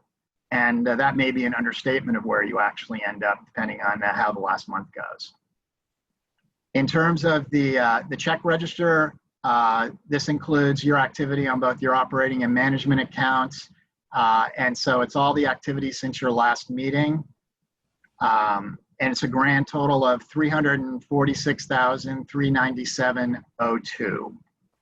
No supplements. And just quickly checking if there was anything of exceptional note that I wanted to mention.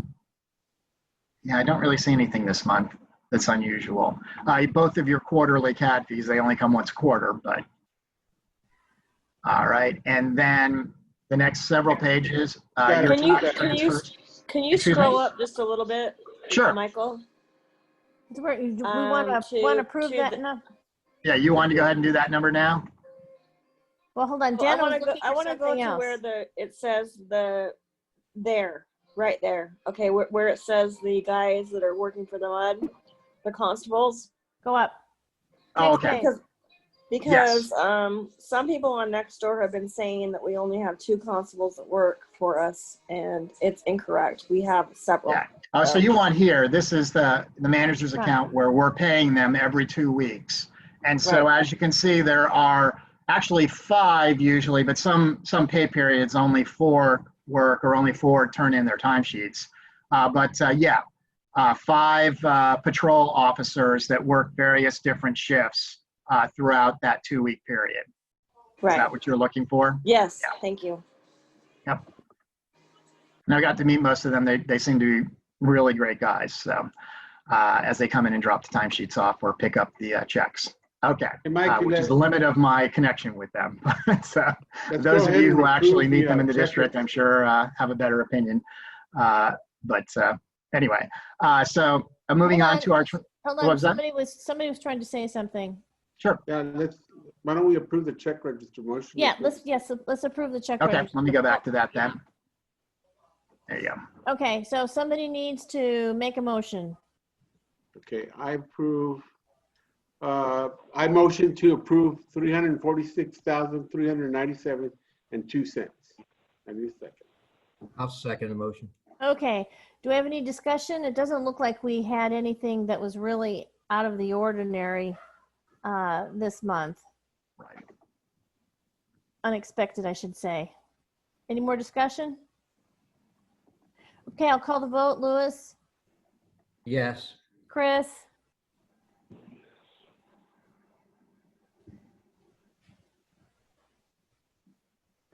Art? Yes. Jana? Yes. I vote yes too. Lewis or Chris, you still there? Yeah, you didn't hear me say yes? No, we didn't hear you say yes. Okay, he said yes. Okay, keep going, Michael. All right. The next several pages are our transfers. So the tax transfers for the month. Still money coming in every month. Then the operating transfer where we move the money from tax pool into your checking operating account. And so it's just those 2 transfers. And then of course we have our regular accounting of the tracking of the open records requests, 13.5 this month, a grand total for the year of 141. And obviously coming up on 300,000 across the 3 years that we tracked so far. Wow. On the not to exceed, the only activity was on Sunchase Park as we had a little more engineering work. And I did, this one, a discussion last month about whether the prior year's budget should be added in. I went ahead and changed the cells that were doing that. So it does show now that you're over budget for the project, that you budgeted 60, you had another 10%, 6,000 from contingency, and you spent a total of 88 on the project. But that 88 is across more than one fiscal year. So, okay. yeah.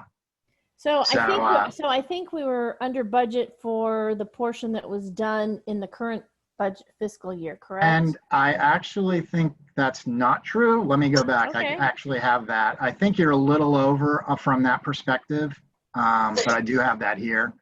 So, whoops, not this page.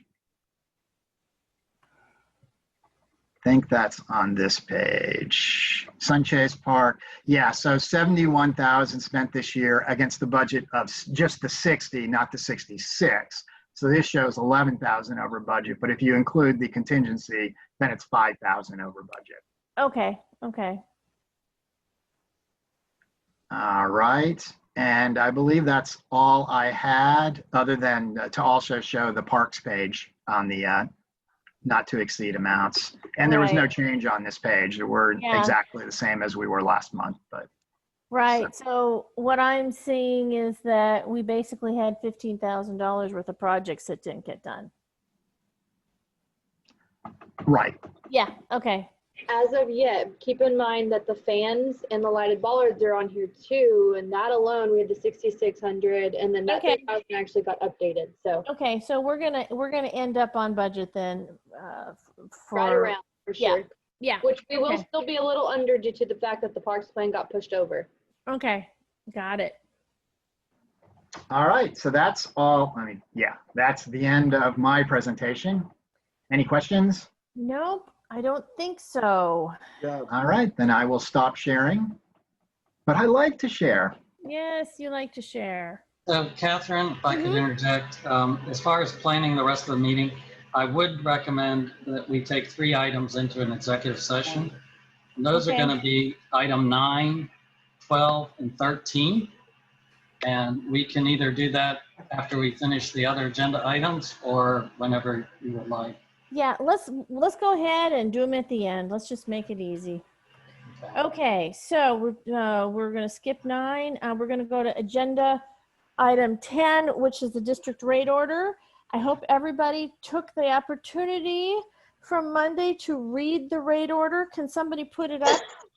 And let's remember what the whole purpose of what we were talking about is. We are talking about making adjustments to the security deposits, and then we're also saying that these if your account gets turned, if you're disconnected for non-payment, that you have to put more money into the security deposit. I'm doing a high level explanation here. Bill, tell me if I'm saying it wrong or missing something. That's correct. So all the changes of any significance are on page 5, and I'm sharing my screen right now. And I didn't have any input from the committee on these numbers I put in, but you can see that all of the deposits have been increased somewhat, and it's much larger deposits for renters is a larger deposit, and multifamily residential served by 1 meter, which is the 4plexes. Right. We have higher deposits there, and that's based upon the board's experience with renters being more often not paying their bills and leaving with high balances than owners, and that the multifamily, we have experience with the quads where they've not paid their bill for a while too. Now, I don't know if they've actually been disconnected, so the additional deposit wouldn't kick in unless changed owners, or if you change renters, they have to pay these new deposits. Existing customers will not see an increase unless they get disconnected. Right. So this is for new people coming in. Or if you get disconnected, then you're right. So does anybody have anything that they want to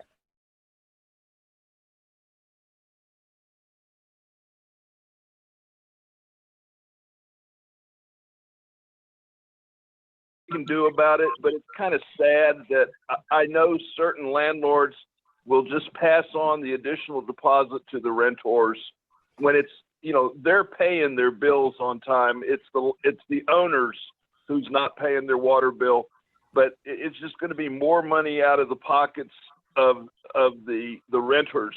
Well, you're talking about the quads. Well, yes. Yeah. Specifically, I am, but it could be anybody. You know, it's not fair when the actual renter is paying the water bill. It's either built into theirs or they're writing 2 checks or whatever, and it's the owner who's not paying the water bill. Yeah. And I just think it's nothing we can do. No, Chris, you're right. Chris, that would only be the fourplexes though. That's true. The other renters are actually paying their own bills, and they're the ones that are not paying their own bills too. Right. And I wasn't just going to bring them up, but you're right. I guess they're the only ones that this would matter. And it's just, you know, it's just not, it's not fair, but there's nothing we can do about it. No, you're right. There's nothing we can do about it. It's unfortunate that when the fourplexes were put in, that we didn't have a way of insisting that each unit have its own water meter, but they didn't set it up that way. So I know it was discussed, and they chose to do it that way. So, I mean, it wasn't that there wasn't a lot of thought put into it. They just didn't think that they would ever have an issue. Boy, we were wrong. Yep, sure was. We were wrong. So, Catherine, the only other change that I made is, well, I have the red line down here. Right. But that was the cap on the deposits. We took that away. We took away the refund after 12 months, refund of the deposit. We took all that out. And then on page, let's see, we get to page 8. These changes that I made here were more for clarification. Last meeting, there was some talk about making the customer pay the minimum monthly charge, even if they disconnected water service or sewer service. That's always been the case. What I did here is I made some clarification as to what is included in the commercial customers rather than a confusion, because we learned that the fourplexes were always treated as under commercial, but we didn't have a separate category for them. So that's a little bit of a clarification. Okay. It's not really a substantive change. The real change is on page 5. Okay. So I'd like to make a motion that we adopt this updated rate order. Does anybody want to second my motion? I'll second it. Okay. Okay. Do we have any discussion?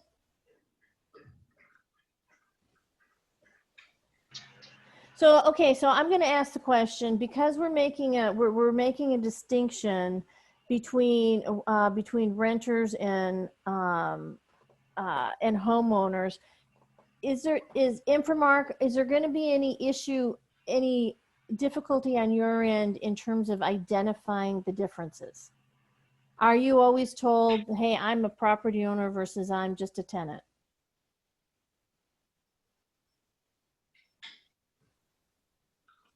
Somebody?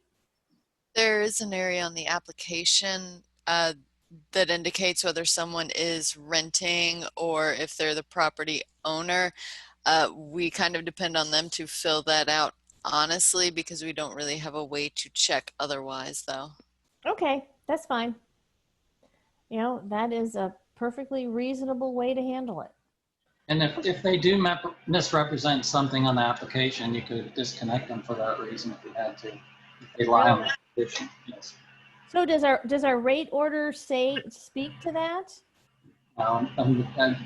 They have to sign a service agreement and provide information. Okay. So if they were to lie on the information they provide, then that would invalidate the service agreement. Got it. Got it. Absolutely. Okay. Okay, so does anybody else have any other discussion that they want to contribute? Okay, then I'm going to go ahead and call the vote. Louis, Yes. Art, Yes. Jana,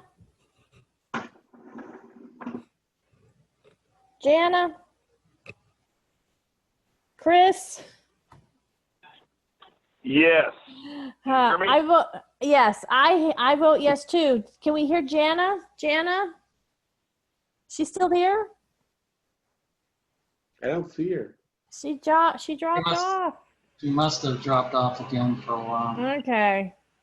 Well, hopefully she'll come back and she can tell us whether or not which way she wants to vote. Yeah, the motion's going to pass if Yeah, I understand. she was abstaining. Okay. So, agenda item 11. Yeah, director's election, there's no action items tonight. Okay. Everything is proceeding with according to the schedule. I think early voting now starts October 13 because they added an additional week.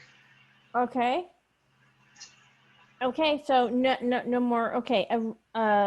Agenda item 12, resolution by board of directors concerning removal of signs in the public right of way. Yeah, 12 and 13 we were going to take into executive session. Oh, that's right. I'm sorry. I forgot. Okay. Agenda item 14, report from the Parks Committee. I don't think I have anything to add at this point, do we, I don't Jana? think so. I think we covered everything. Okay. Oh, wait. Jana, she's back. She's back. There's one thing I wanted to bring up that Jana will want to bring up. Hand sanitizer things to go on, hopefully to a stable wall, because we're concerned that they'll either get moved or moved around, but we're going to look into, with or prior to opening parks, possibly putting out some hand sanitizers where people can easily access them and use them prior to using the facilities. Oh, that would be great. Okay, so what did I miss? Sorry. That you were going to vote. Okay, so I thought we were talking about parks. Yeah, I know. Okay, so we won't worry about the vote you missed then. So from the parks, what Mackenzie was just sharing that they were looking to put hand sanitizer dispensers out. And what I was going to ask about is, it was mentioned briefly by Herb in his engineer's report, but where are we moving about the plaque for Thomas Sacco? That is, so basically what we're doing is looking into getting a sign made that will look identical to the current park signs. And so all we're doing is he's going to take the sign picture and take it to the manufacturer, whoever made those signs. Got it. We can't get one made with the budget we have set in place for it. So that is what we are currently working on. Okay. Or they can add to that sign.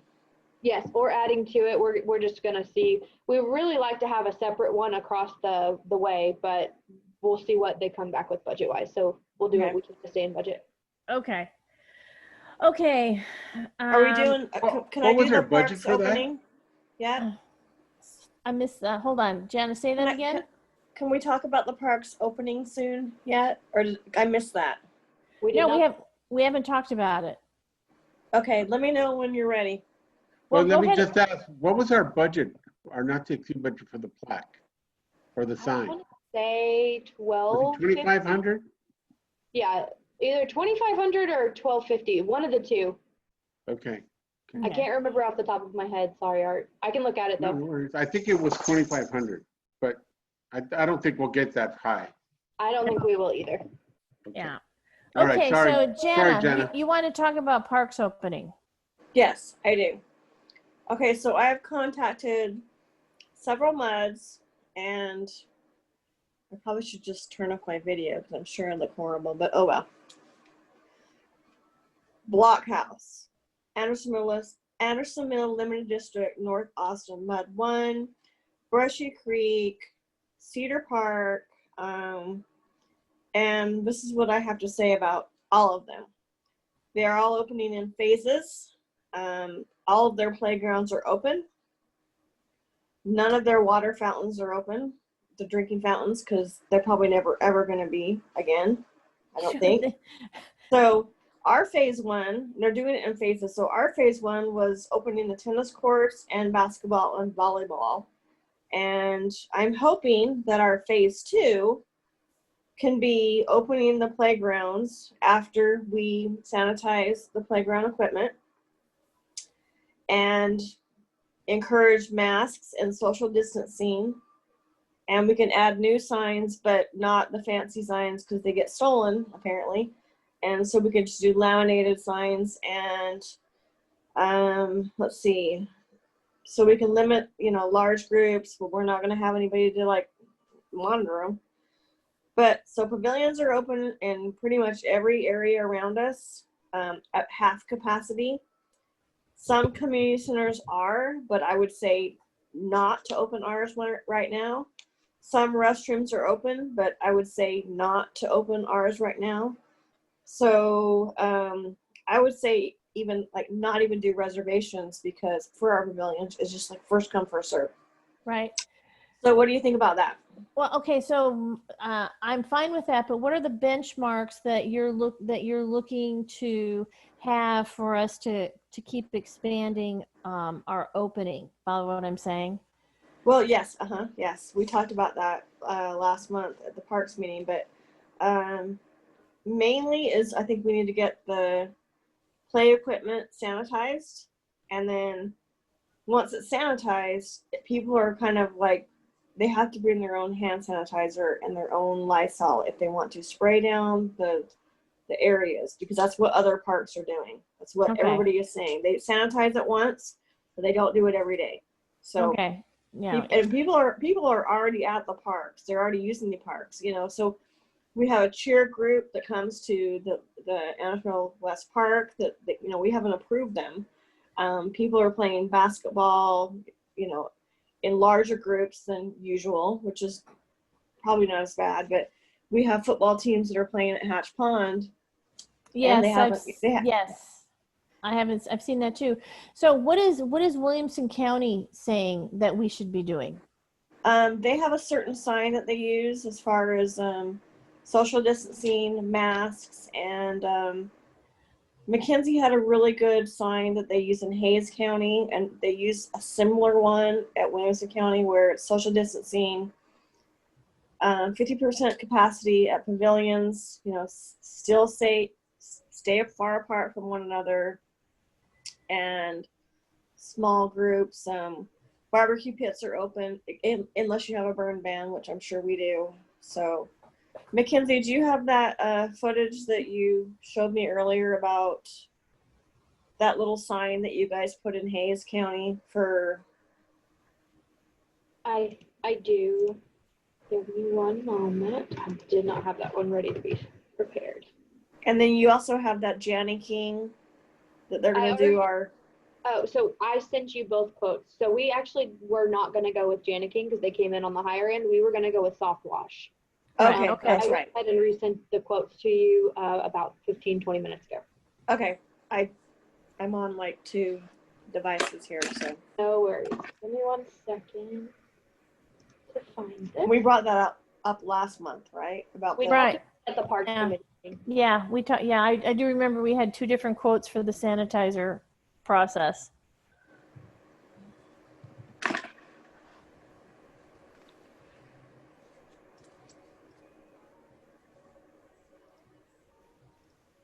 And I think, everybody is being very cautious. I mean, they're not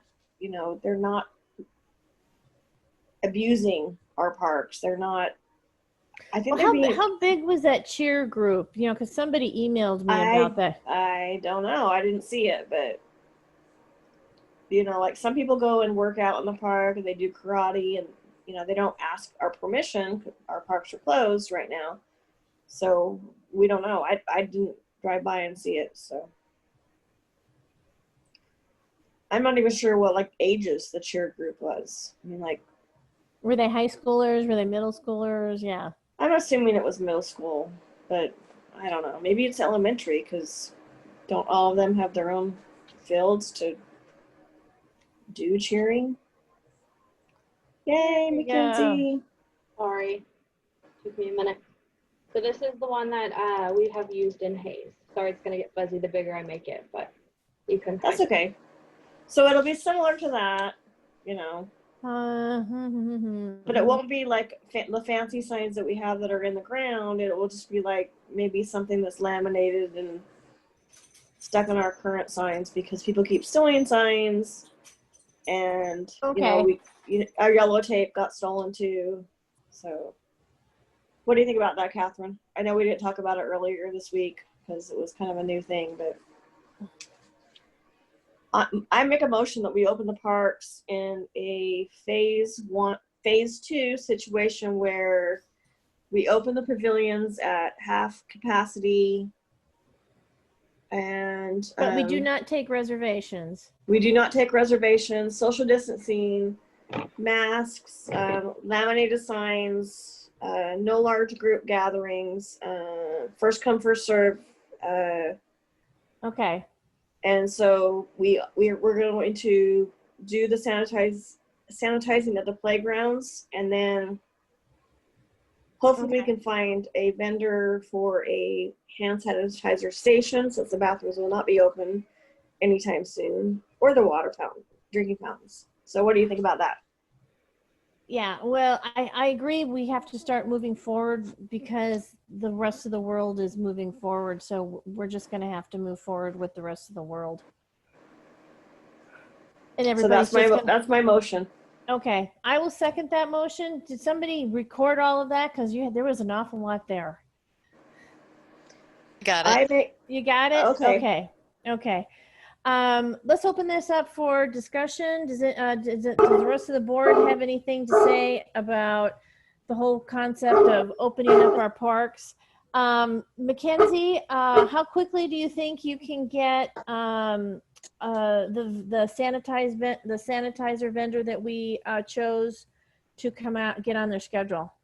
I'm not going to commit to a complete deadline, but I will contact them first thing tomorrow morning, and I will shoot you and Jenna an email and let you know what they say as far as their schedule. I would assume it would be fairly soon, since other places have already opened and they've already gotten their sanitizing done.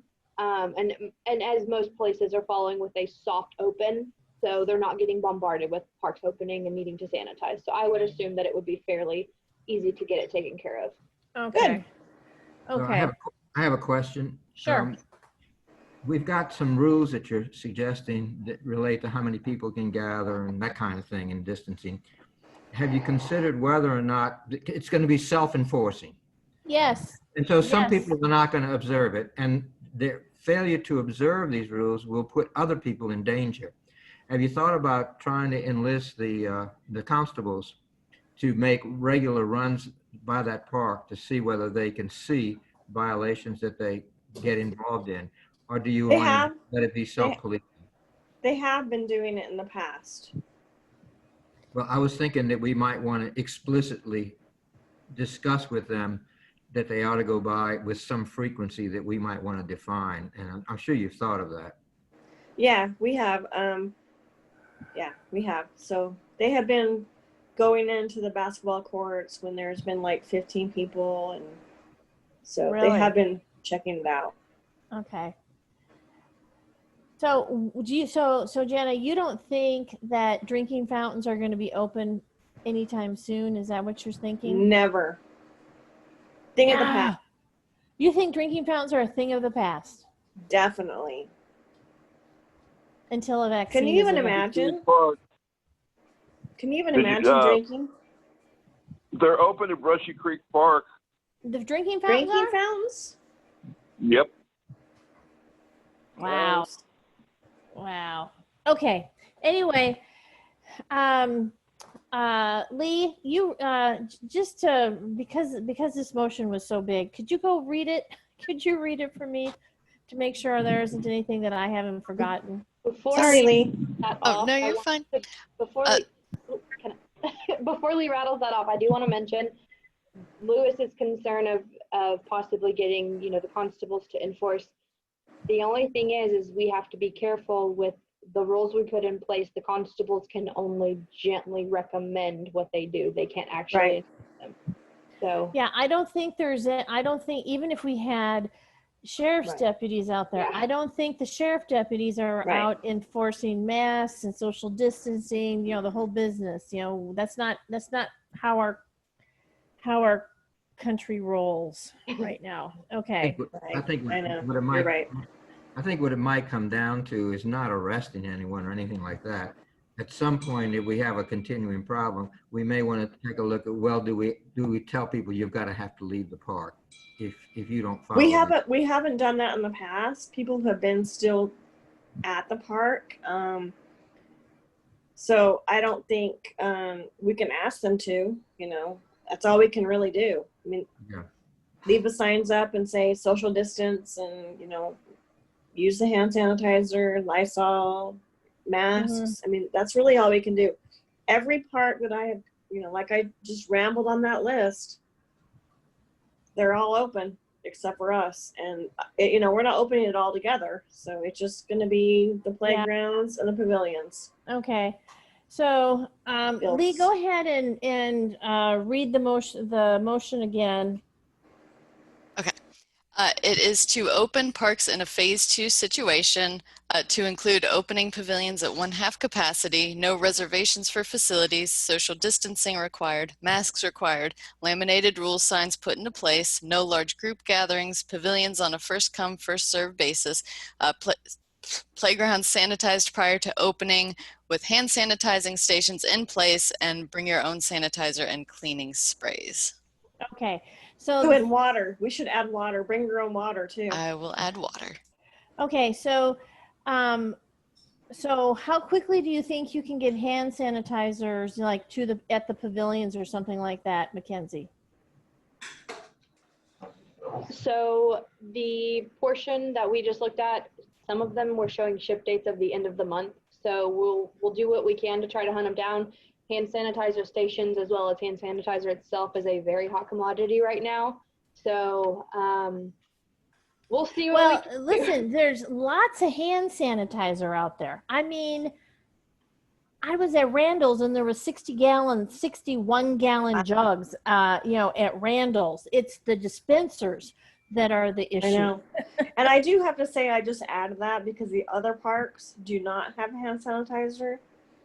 Some of their bathrooms are already open. I just don't think at this time that we should put our, we shouldn't open our bathrooms or our drinking fountains right now. But let's do some hand sanitizer. Yeah.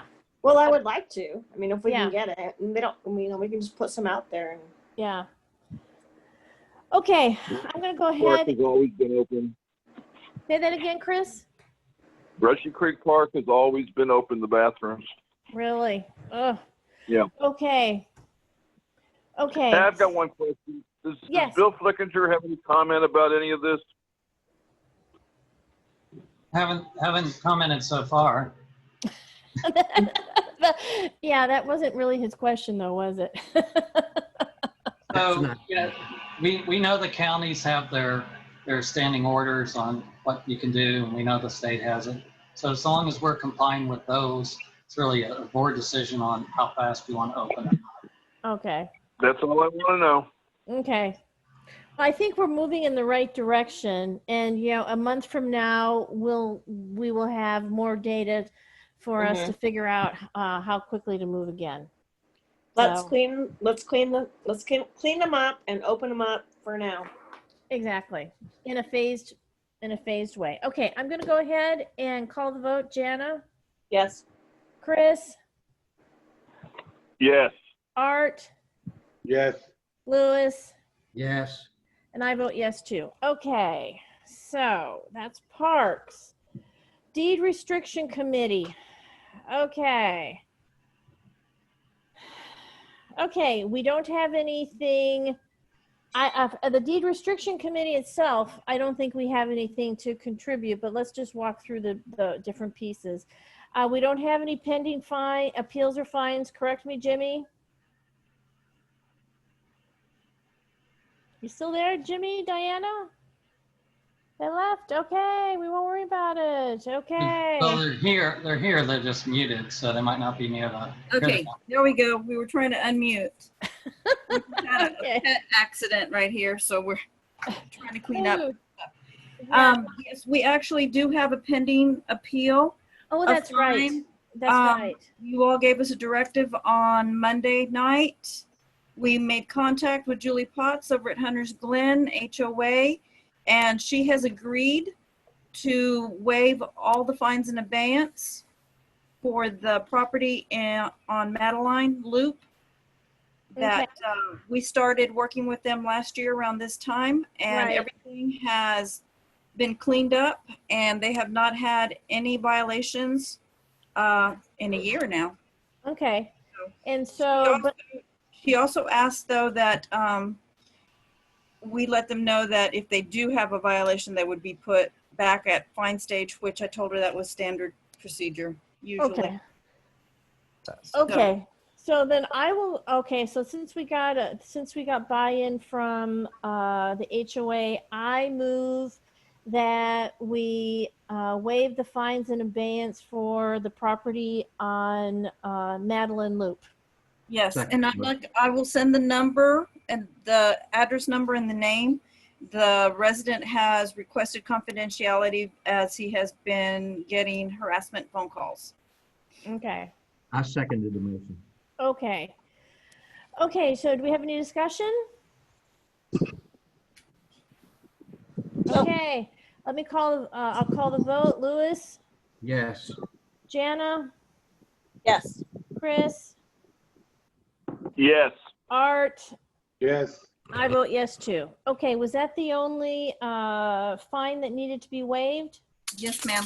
Okay. Catherine, before we move on, at the deed restriction committee, we talked about lifting the pandemic protocol in some measure.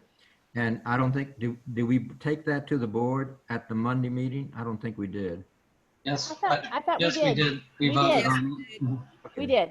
Okay, we're And good. you all gave me a directive to submit a blurb for the website. Yes. And Yes. I took care of that today. And I also, while I had Julie Potts on the phone, I let her know, and they were going to put it on their HOA website as well. Okay, so Thank you. let's make sure that we get this blurb that we're talking about sent out to all the HOAs and their Facebook pages and the neighborhood associations and their Facebook page, so that we can get this disseminated in the most avenues that we can. Is that a directive for Sage or for the web? No, master? for Infomark. That's an Infomark directive. All right. Just making sure. That's fine. That's fine. District rules governing violations of deed restrictions. That's 15B. Do we have anything to talk about on that one? Yes, as part of the update to the invite, I added an attachment for this, and I can share my screen and go through it. Yeah, I think I've read this. Okay. Okay, so these are our rules for deed restriction enforcement. We are looking at revisions today because in the context of working on the amendment of the SAGE contract, the committee determined that it would be appropriate to move some of the provisions from the contract actually into the rules. And then you'll see when we get to the contract, it refers to the rules. And so the DRE manager is what we call SAGE, is the current district DRE manager. And they have duties. You have to perform the duties under the rules of that manager. That's incorporated in the contract. But there were a few things that we actually moved in the rules from the contract, and they don't appear in the contract. I put them starting on page 6, additional duties of the DRE manager. And these were sent to SAGE's attorney this afternoon. We didn't have a problem with them. Okay.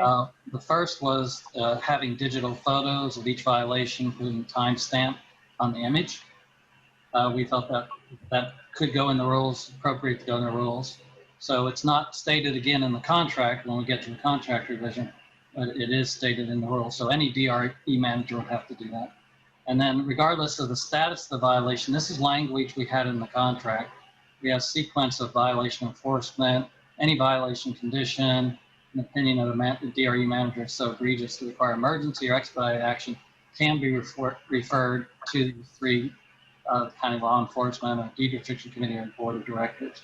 That comes from a provision that was in their contract. We moved to the rules. I haven't really changed the wording. I changed the wording a little bit to make it suit the rules versus the contract, but the substance is the same. Then we have this next provision that the violations cited will be processed in accordance with the rules, but we have a however, which is they might encounter conditions that may or may not be an actual violation due to the uncertain nature of the condition. This is language from their contract, the prior contract. And then in such cases, they use reasonable judgment. And then we have a paragraph on it. If the first citing indicates it may or may not be a violation, the example is, could be staged for trash pickup. And so they cite it in the next inspection and we go forward with it, unless it's so egregious to require immediate action. Again, all that red line, we're moving it from their contract into the rules. We'll go through, I think there might be another change. And then at the end of the rules, we talk about the DRE manager submitting monthly list of fines to the district manager or billing agency. Right now that's Infomark for inclusion in the applicable utility bills. And then the district manager or billing agency, I see I have a typo, if it's should be or billing agency. Well, use that information, report the details of fines received back to the DRE manager. And again, this was something that was in the SAGE contract, and it's the back and forth between Infomark and SAGE to track details. And so with that one typo I just mentioned, which in this line here, the second line of this paragraph, it should be, I have or there, I have of in the next line. So this of should be an or. That would be the only change from what's being presented. Okay. And again, the reason that for these changes is to move some provisions that the committee felt were appropriate in the rules from the contract to the rules. It also, what it also does is it just makes these generic, so it doesn't matter who your DRE manager is.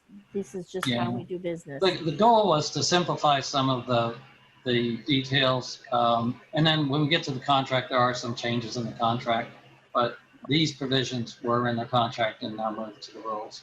So unless anybody has any questions, what I'd be looking for is a motion to approve the amended rules as presented. Okay, I'll make a motion, to approve that we approve the amended rules as presented by Bill. I'll second the motion. Okay, so do we have any other discussion?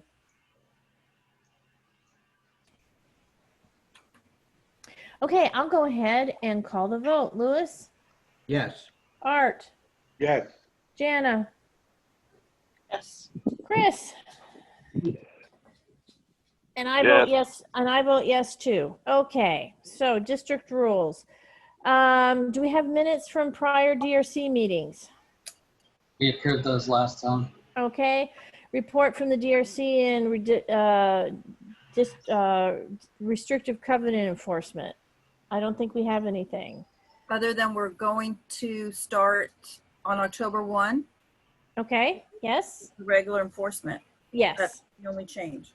Right. Okay, do you have anything to discuss on 15E, Bill? Not today. Okay. 15F. Nothing today. Okay. 15G, funding for interaction. I don't think there's anything there. 15H, request from the Neighborhood Association Lake Line Oaks. Nothing there. 15I, restrictive covenant management agreement between district and SAGE. Okay, you've got that one? So we have that agreement. It's in your packet. I can bring it up. We can go through it.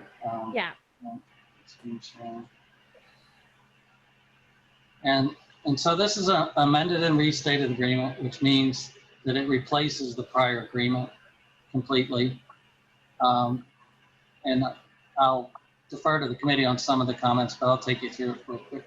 I guess let me do that again. I hit the wrong. I'm trying to minimize part of it. This part I really don't like. Okay, so anyway, can you actually see it, or are you covered up? Yeah, by- yeah, we can see it.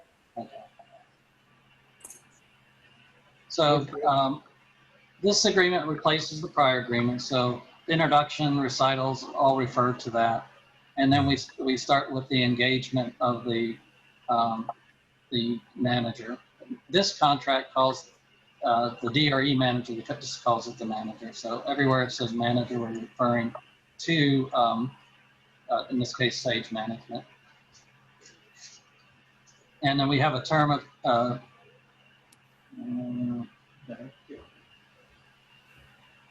hold on.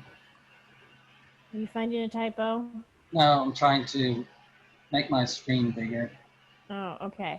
So I'm not hitting all y'all over here. Yeah, it's like, how come, how do we All right, turn the if navigation you can, off? if you can see it, yeah, I'm trying to get rid Yeah, of navigation. yeah, but yeah, we're doing, it looks fine, at least Looks fine it to does you? for me, Okay. yeah, All yeah. right, so I'll work up the paper. So we get to engagement term. So the term is continues on the effective date and continues from year to year unless terminated. And provision 2 has termination, and it has a termination for a cause, but also termination without cause is 60 days. So for any reason, if you want to terminate this contract, you can do it on 60 days notice. Okay.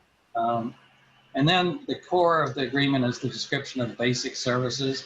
And you see that it says the manager will provide restrictive covenant enforcement as provided in the rules as amended. So if the rules amended, you know, they'll provide that. And again, Right. they have the ability to terminate with 60 days notice too. So if we put something egregious in there, you know, they could opt out or propose an increase. And then it's further detailed in Exhibit A, which we'll get to, which outlines their inspections and tours and such. And then that's further directed by the Deed Restriction Committee and Board.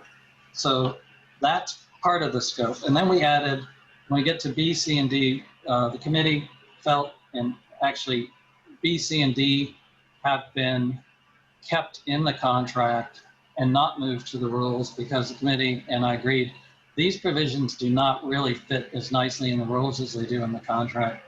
So the manager provides monthly reports and such other content and other duties span the scope of such reports as directed by the DRC. You're getting reports every month.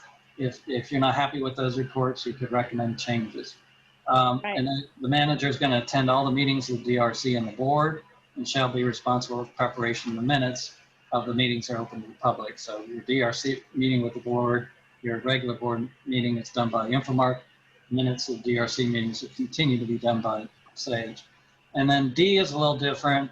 We've determined with the committee that a shared drive, like a Google Drive, could be utilized provided the attorney, which is our office, has access to it shared. That's where they're going to put all their documents and information. And then every month when they submit an invoice, they'll submit all those records to the district and we'll tell them where to keep it. This way, this relieves the burden on Sage to maintain all these records for a long period of time, and also gives the attorney, our office, direct access to the Google Drive, which is going to be really helpful in responding to requests for information. And then the resident rights, that's always been in there. That's not a change. And then we talk about the compensation. The compensation really hasn't changed. We'll get to Exhibit A. There hasn't really been a change. If you ask for additional offices, services, they'll provide that. The insurance requirements didn't really change. The miscellaneous indemnification is new, proposed by their attorney, but I looked at it and didn't see a problem. And some of these general conditions are worded a little different or changed by their attorney. No third-party beneficiary, non-exclusivity, tax exempt status, and Form 1295 that all the contractors have to do anyway. So in short, the contract was compressed. It was made a little simple. The database requirement has changed to the shared drive that I talked about. And then we get to Exhibit A. This is the core of their duties. And again, this is not changed substantively as to what inspections are going to do and what the additional charges are. We did word a little differently on the call out and regular day and after hours to per hour rather than A flat fee. per house, it's per Okay. hour, which is a little different, but not probably significant in expense. And then we still have the footnote that if we increase the number of homes or if we do night inspections at Valona Hills someday, then this is subject to a negotiated adjustment, because this is all based upon the neighborhoods that they inspect Yes, now. right. And so that's basically, I'll leave it up to the committee if they want to make any other comments, but the focus was, can we move some of these provisions to the rules, which we did? Can we simplify the agreement so it's more understandable, and can we address the database requirement so that it still works for the district? And Lewis and Catherine, do you have anything? Yeah, I'm going to say that I'm very pleased with how we've been able to simplify this contract. And Linda made mention, in the beginning about how drastically the contract has changed. And I think one of the things that happened when we were going through this this rewriting of the contract is we had this sort of epiphany as to why the original contract was so micromanaging of the contractor, is because we were coming back from dealing with Real Manage, and we had to micromanage them because we were getting such poor service. And it became very apparent that we don't need to micromanage Sage. We are really happy with the service that we are getting from them. The feedback from the community is fabulous in terms of how much the community loves the interaction with them. So I think that the simplification of our contract is reflective with how easy they are to work with. Catherine, I'd like to add to that it's important to understand the context where when we had Real Manage was not experienced at doing deed restriction enforcement for MUBs. They worked almost exclusively with HOAs. And before we hired Real Manage, we found a company that did deed restriction enforcement for MUBs, and we got them to bid on the job. Unfortunately, their price was so high, we went with Real Manage. The price was much lower. But because of the inadequacies of Real Management, we wound up having to micromanage them. So the contract grew with all these provisions that were necessary to micromanage them. On the other hand, what we have found with Sage is that we like their style of talking to people to resolve issues.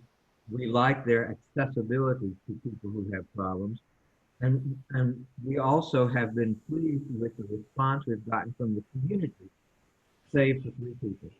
And that has led us to the point where we can go back to the concept, which the limited district uses, another district use, of having a contract that does not micromanage, because we know that they can do a good job.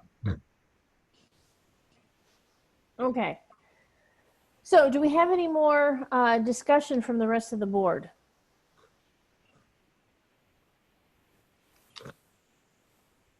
Okay, I'll go ahead and call the motion then. Lewis? Yes. Art? Yes. Jana? Yes. Chris? Yes. Okay, Yes. great. Yes. And I vote yes too. Okay, that's great. Boy, this took so long, but when we got to yes, I must admit I'm really happy with how it turned out. So are we. Yeah. Okay. Yay. 15J. Thank you for your all's vote of confidence. Okay. Well, like I said, you are a real pleasure to work with. Thank you. Yeah. That doesn't just mean us. That means a lot of people in the community say that you're a pleasure to work with. Yes. Save for a few. That makes us happy. Okay, agenda 15J, proposed state legislation. Okay. I want to carry the ball on this one. Let me start by saying that we have a process when we have projects, and this was a project. We have projects, we have a process where, because we're constrained by rolling quorum requirements, we get into a situation in the normal course of events where the full board doesn't even know about a proposed project until a committee brings it to their attention. That means that we cannot discuss it as a board until we put it on the agenda for the board to discuss. And that's what happened here. The legislative session was coming up. So I personally asked John Busey's office and Vicki Goodman's office to author a bill that would be identical to the one that was passed in the previous session of the legislature for the mud across Cypress Mill from us. Knowing that if they could get it started, that doesn't mean it's going to be presented to the legislature. So then the next step is that we present it to the board, and we did that. And at that meeting, we postponed it for a month, as we always do with a project. And the purpose of postponement is to give us a chance then to make sure, number one, the board knows about the project. And number two, then for us to be able to reach out to the community that it's affected to see how they feel about it. And that process is not a quick process. It involves getting the information out to the community, inviting them to comment, and then having those comments guide us in what we do. But that's not what happened. Instead, what happened is that the issue became an election issue for Linda Favre.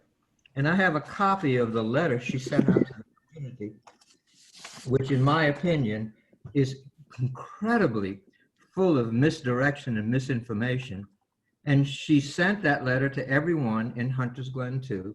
And then she walked the neighborhood with her husband who's a member and got the people to sign petitions opposing this proposed legislation on the basis of her representation as to what the proposed legislation would bring, which was false.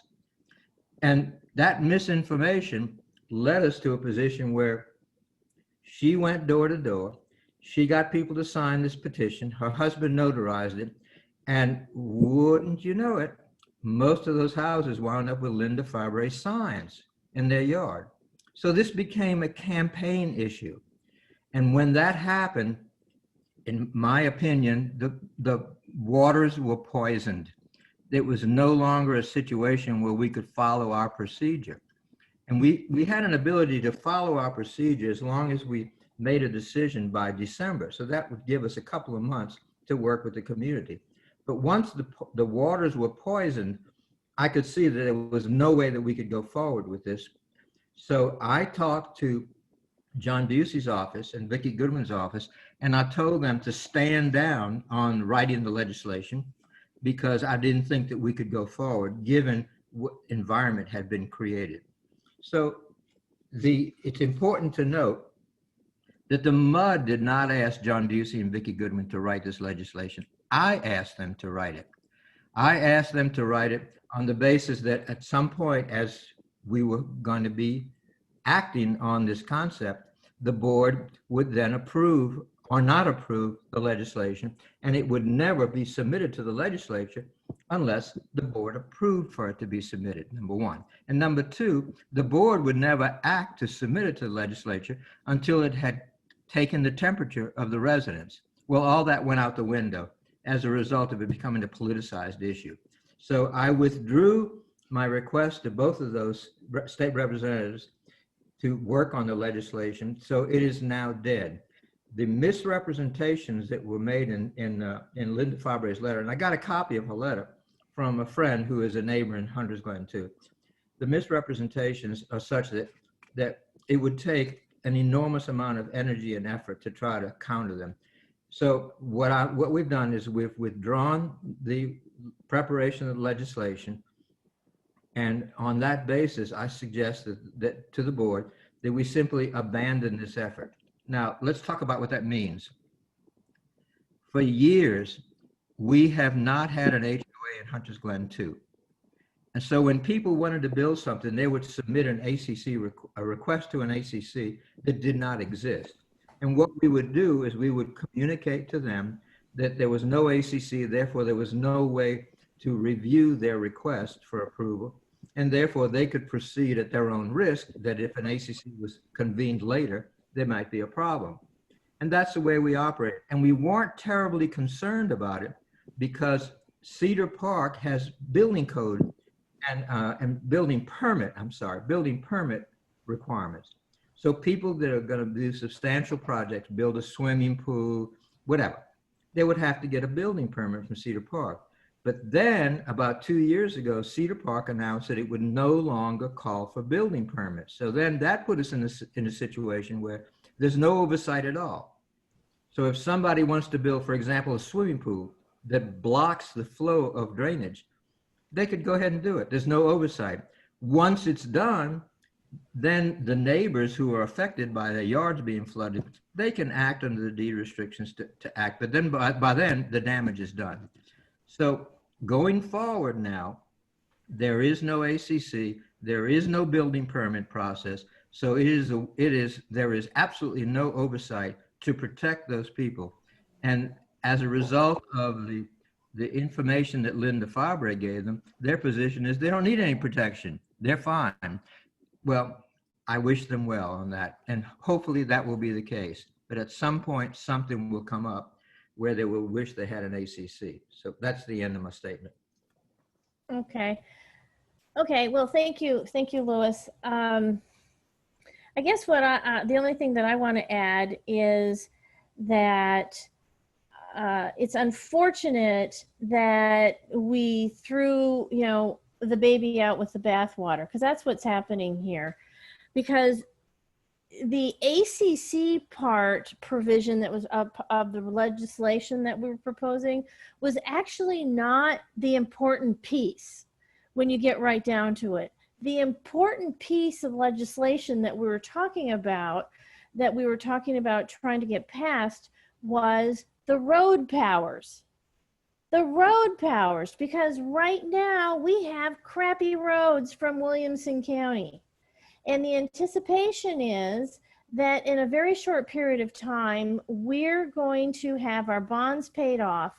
But we could, if we saved our pennies, we saved our money, if we had road powers, we could negotiate with Williamson County to pay to have better roads, to have a road that was as nice as Cedar Park, so you could walk on it without shoes, so you could bicycle with it.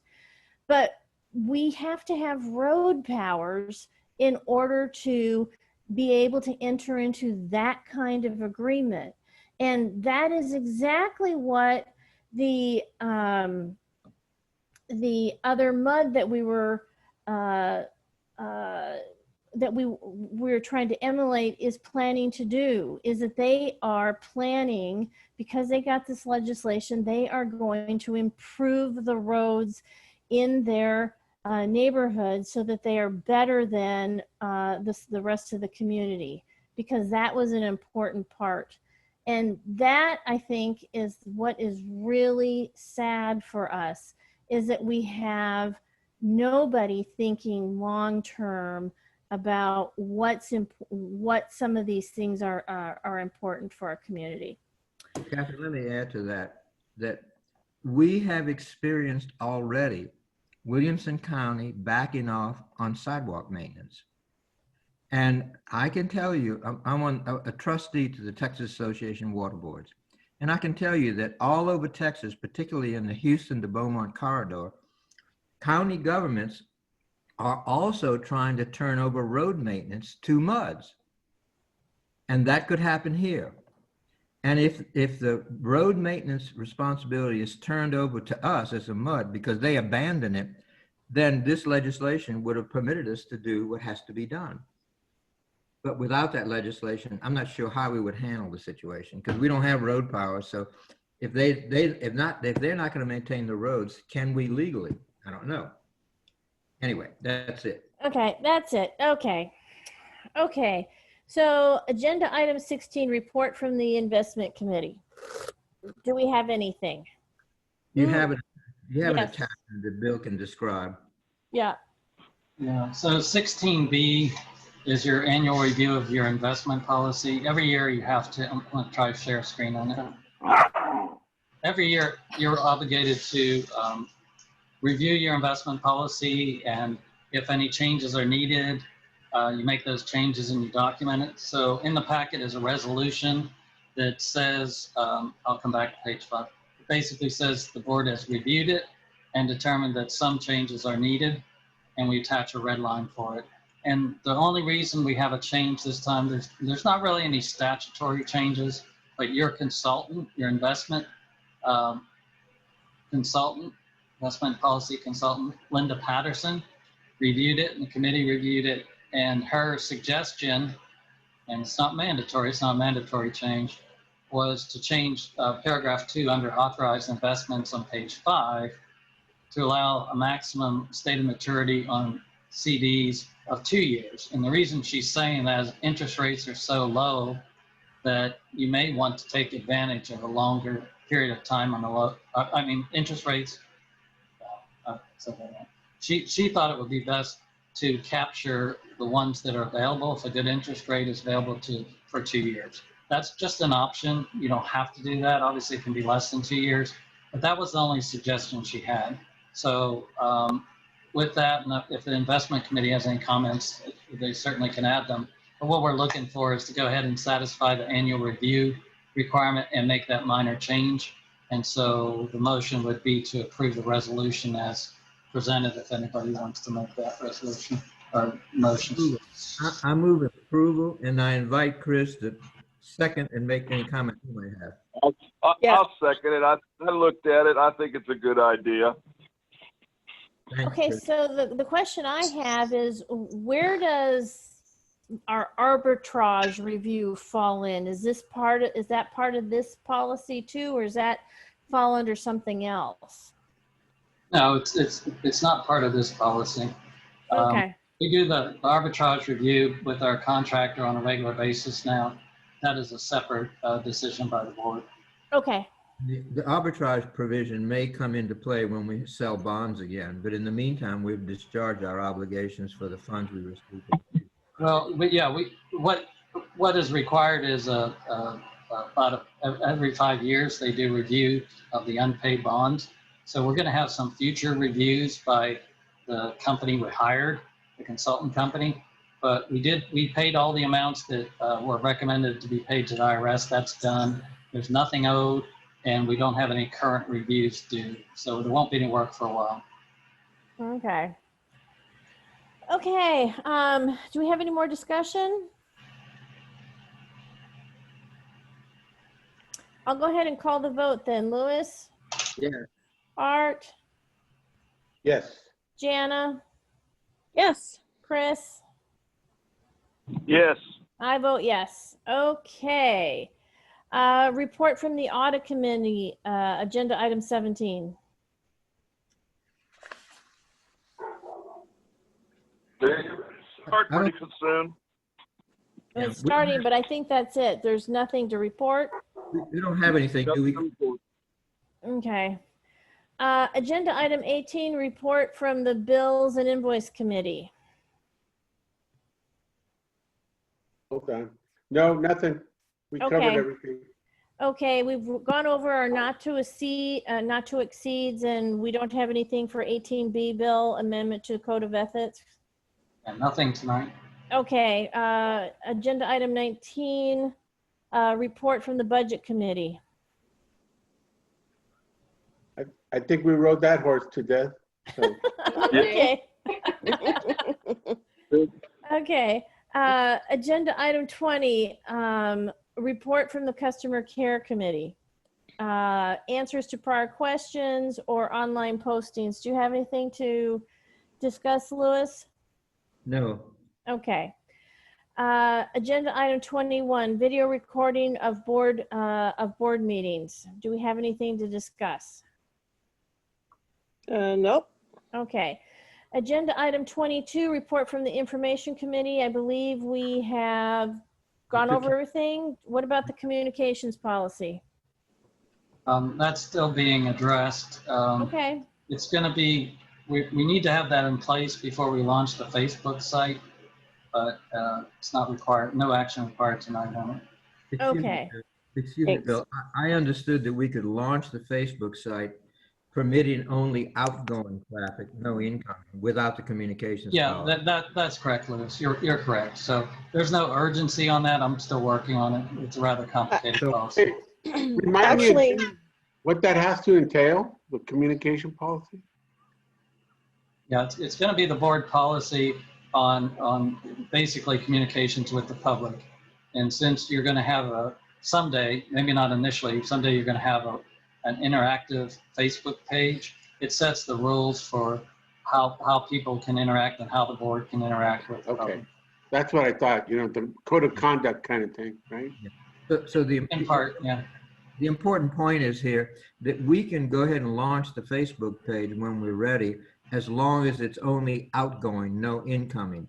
And until we have the communications policy, which would then permit us to allow incoming.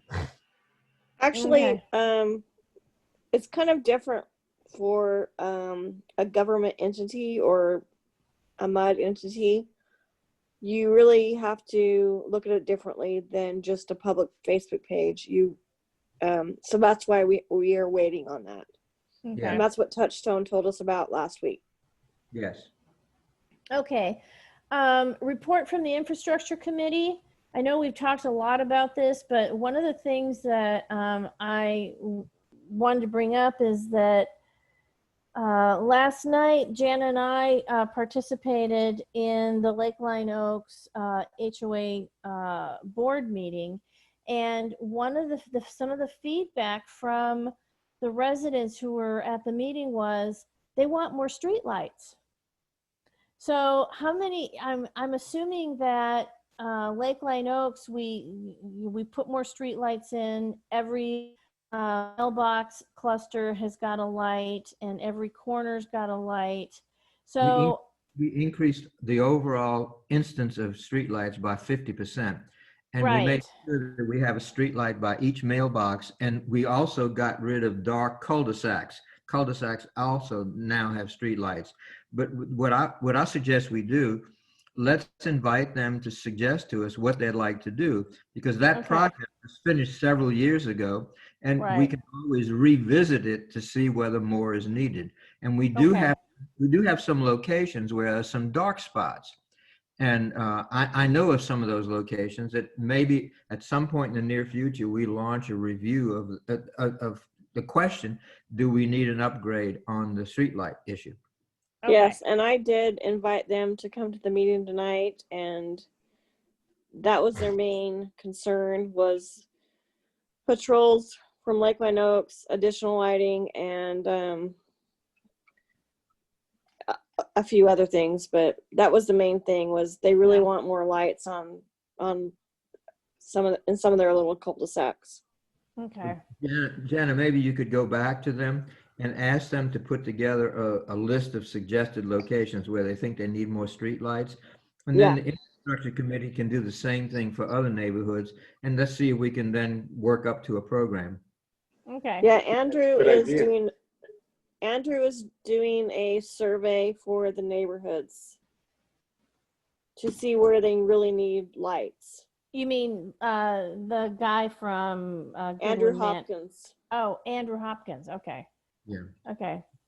I want everybody to remember that when we first did this, we were living in a situation where it was possible in those days for Cedar Park to annex us unilaterally.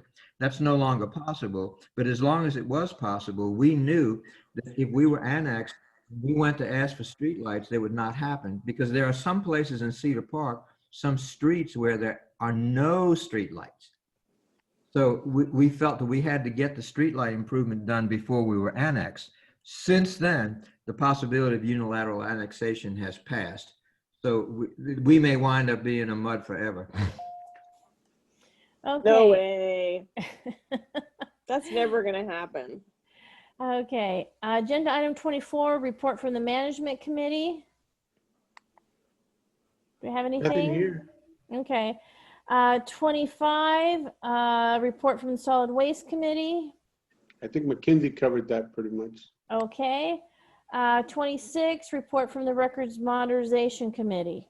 We've done our iPads, and it looks like we still have to get our Google Docs still in place. Correct. Okay. Is there anything else on 26B or C, contracts for an additional part-time person or digitizing district records? I think Yeah. we're good. I'm sorry. Go ahead, Mackenzie. I was just gonna say, we don't currently have anything to add to that. Okay. Okay, Catherine, when we did 23, we didn't do 23F. And Bill is, Oh yeah, that's right. All right. Sorry. yeah. So maybe Bill can tell us where we stand there. 23F, traffic study by Williamson County. This is a stop sign installation, Alexandria and Old Mill. But, and didn't we have under this the installation of the radar signs, or was that on? No, that's further down the agenda. Okay. That's further down the agenda. Never Okay. mind. Never mind. Okay. 27, amended information form. Okay, so in your packet, there's a revised version of this document. I'll bring it up.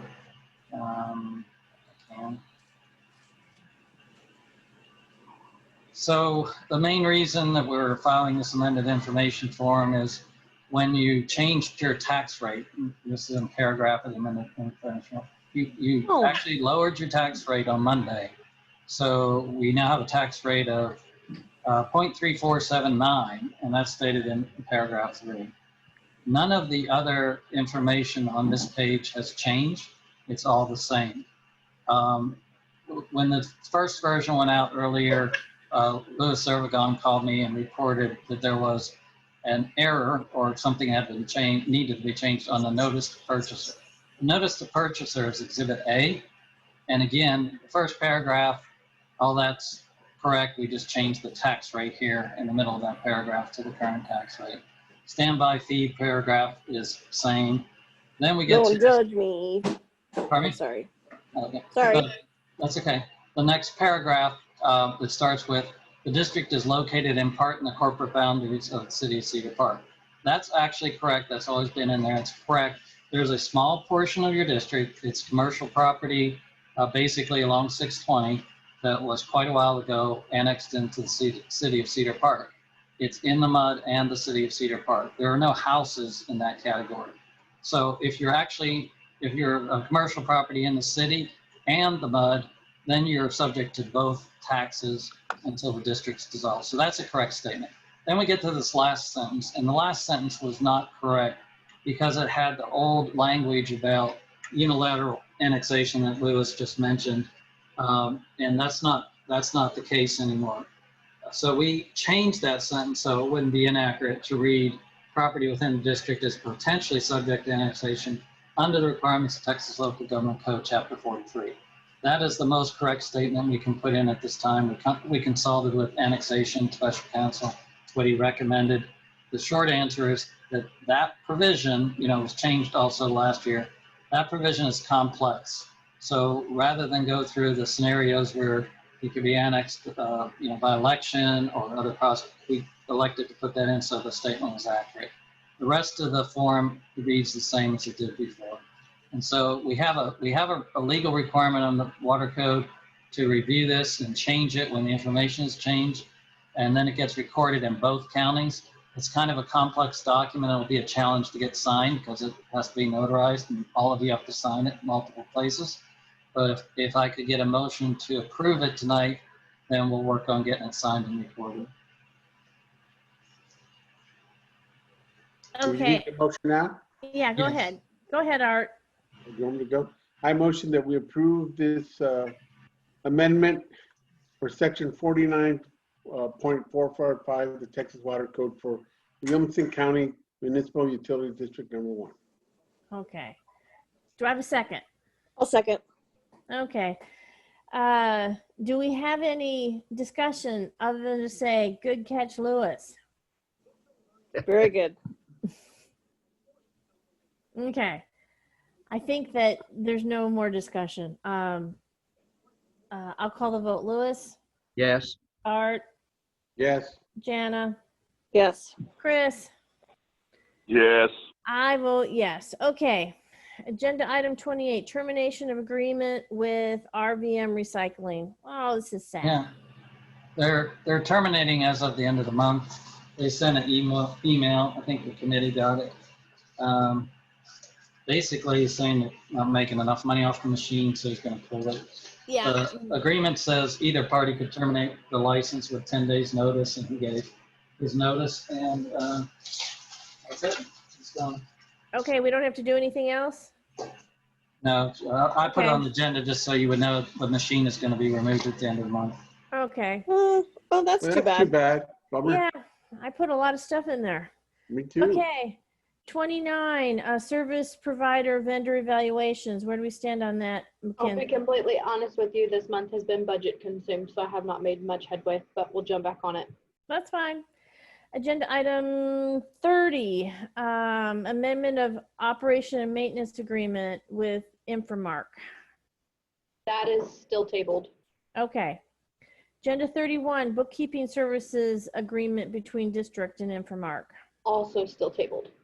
Okay, 32, traffic hazards and district. I think it's just a standing order. Yeah, I don't think there's anything new on that one. Okay. Okay, agenda item 33, agreements with Williamson and Travis County for solar speed signs. What have we got? Yeah, so 33 is actually, we've been working with Travis County on the agreement. You recall it's gone through several gyrations with the county. And we're down to just one issue. They, as far as the house, one of the signs going to be mounted and the poles. And once we can answer that question, it's going to go to legal at the county. So again, we're very close. There's no real problem with it. They're just putting down in the details of how the signs will be mounted. Because the way I understand it, the solar speed signs cannot mount on a standard speed limit pole. It's going to take a different kind of crash pole, and we're working through that with them. Okay. Again, okay. very close, very close. Yay. I hope so. Yeah. Okay. So 34, agreements with William and Travis County for maintenance of right of way. Right. And so on this is a new license agreement we talked about before, and we've started the process with the counties to submit for it. It's the processes are different in each county, but we're working on it. Okay. Okay, minutes from prior regular special meetings. Yeah, so in the manager's packet, I think it's number 8, part 1 at the end are the minutes. It looks like we have minutes from the August 7th special meeting and the August 19th regular meeting in the packet for consideration. This is Luis. I found an error in the minutes for the August 7th meeting. If you look on page 24 on the item, it refers to Bill Flickinger as Ms. Flickinger. I'm so sorry. I'll get that changed. But I'll look through it carefully. That's the only thing I found, and it made me smile.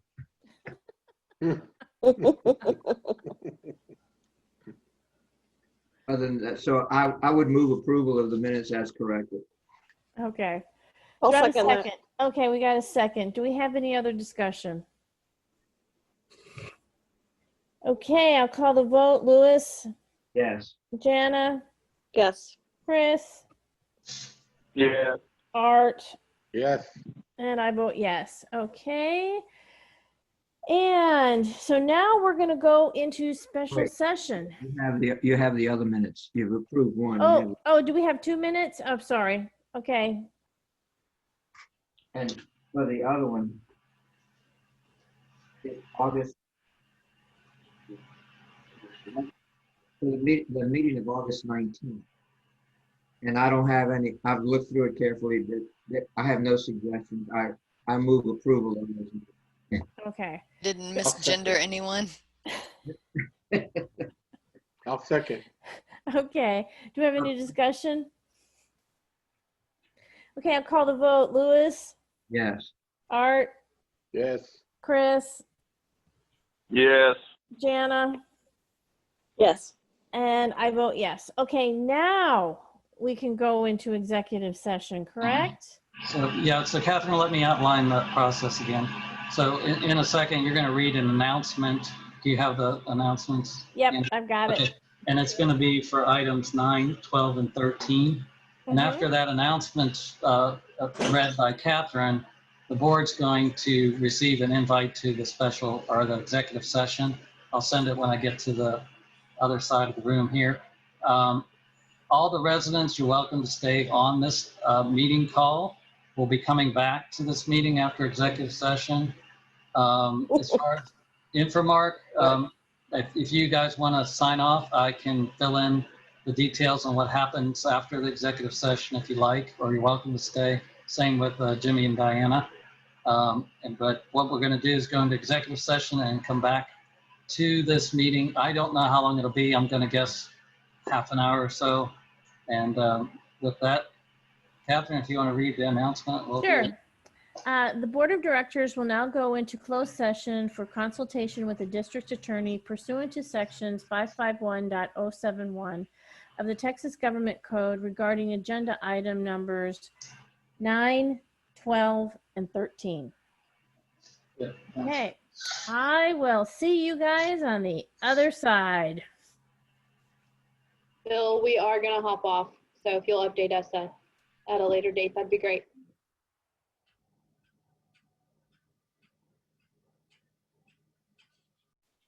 Okay. We're still waiting for Chris, it looks like. Okay, so for the residents' benefit, the board is coming back from executive session. We'll be starting up in a minute. You have your little statement? Oh yeah, it's all right here. We have all the directors back. Chris? No, we're still waiting on Chris. Okay, let's wait for Chris. He did know we were coming back to the session, right? Yeah. I think he's using his phone. It makes it a bit difficult.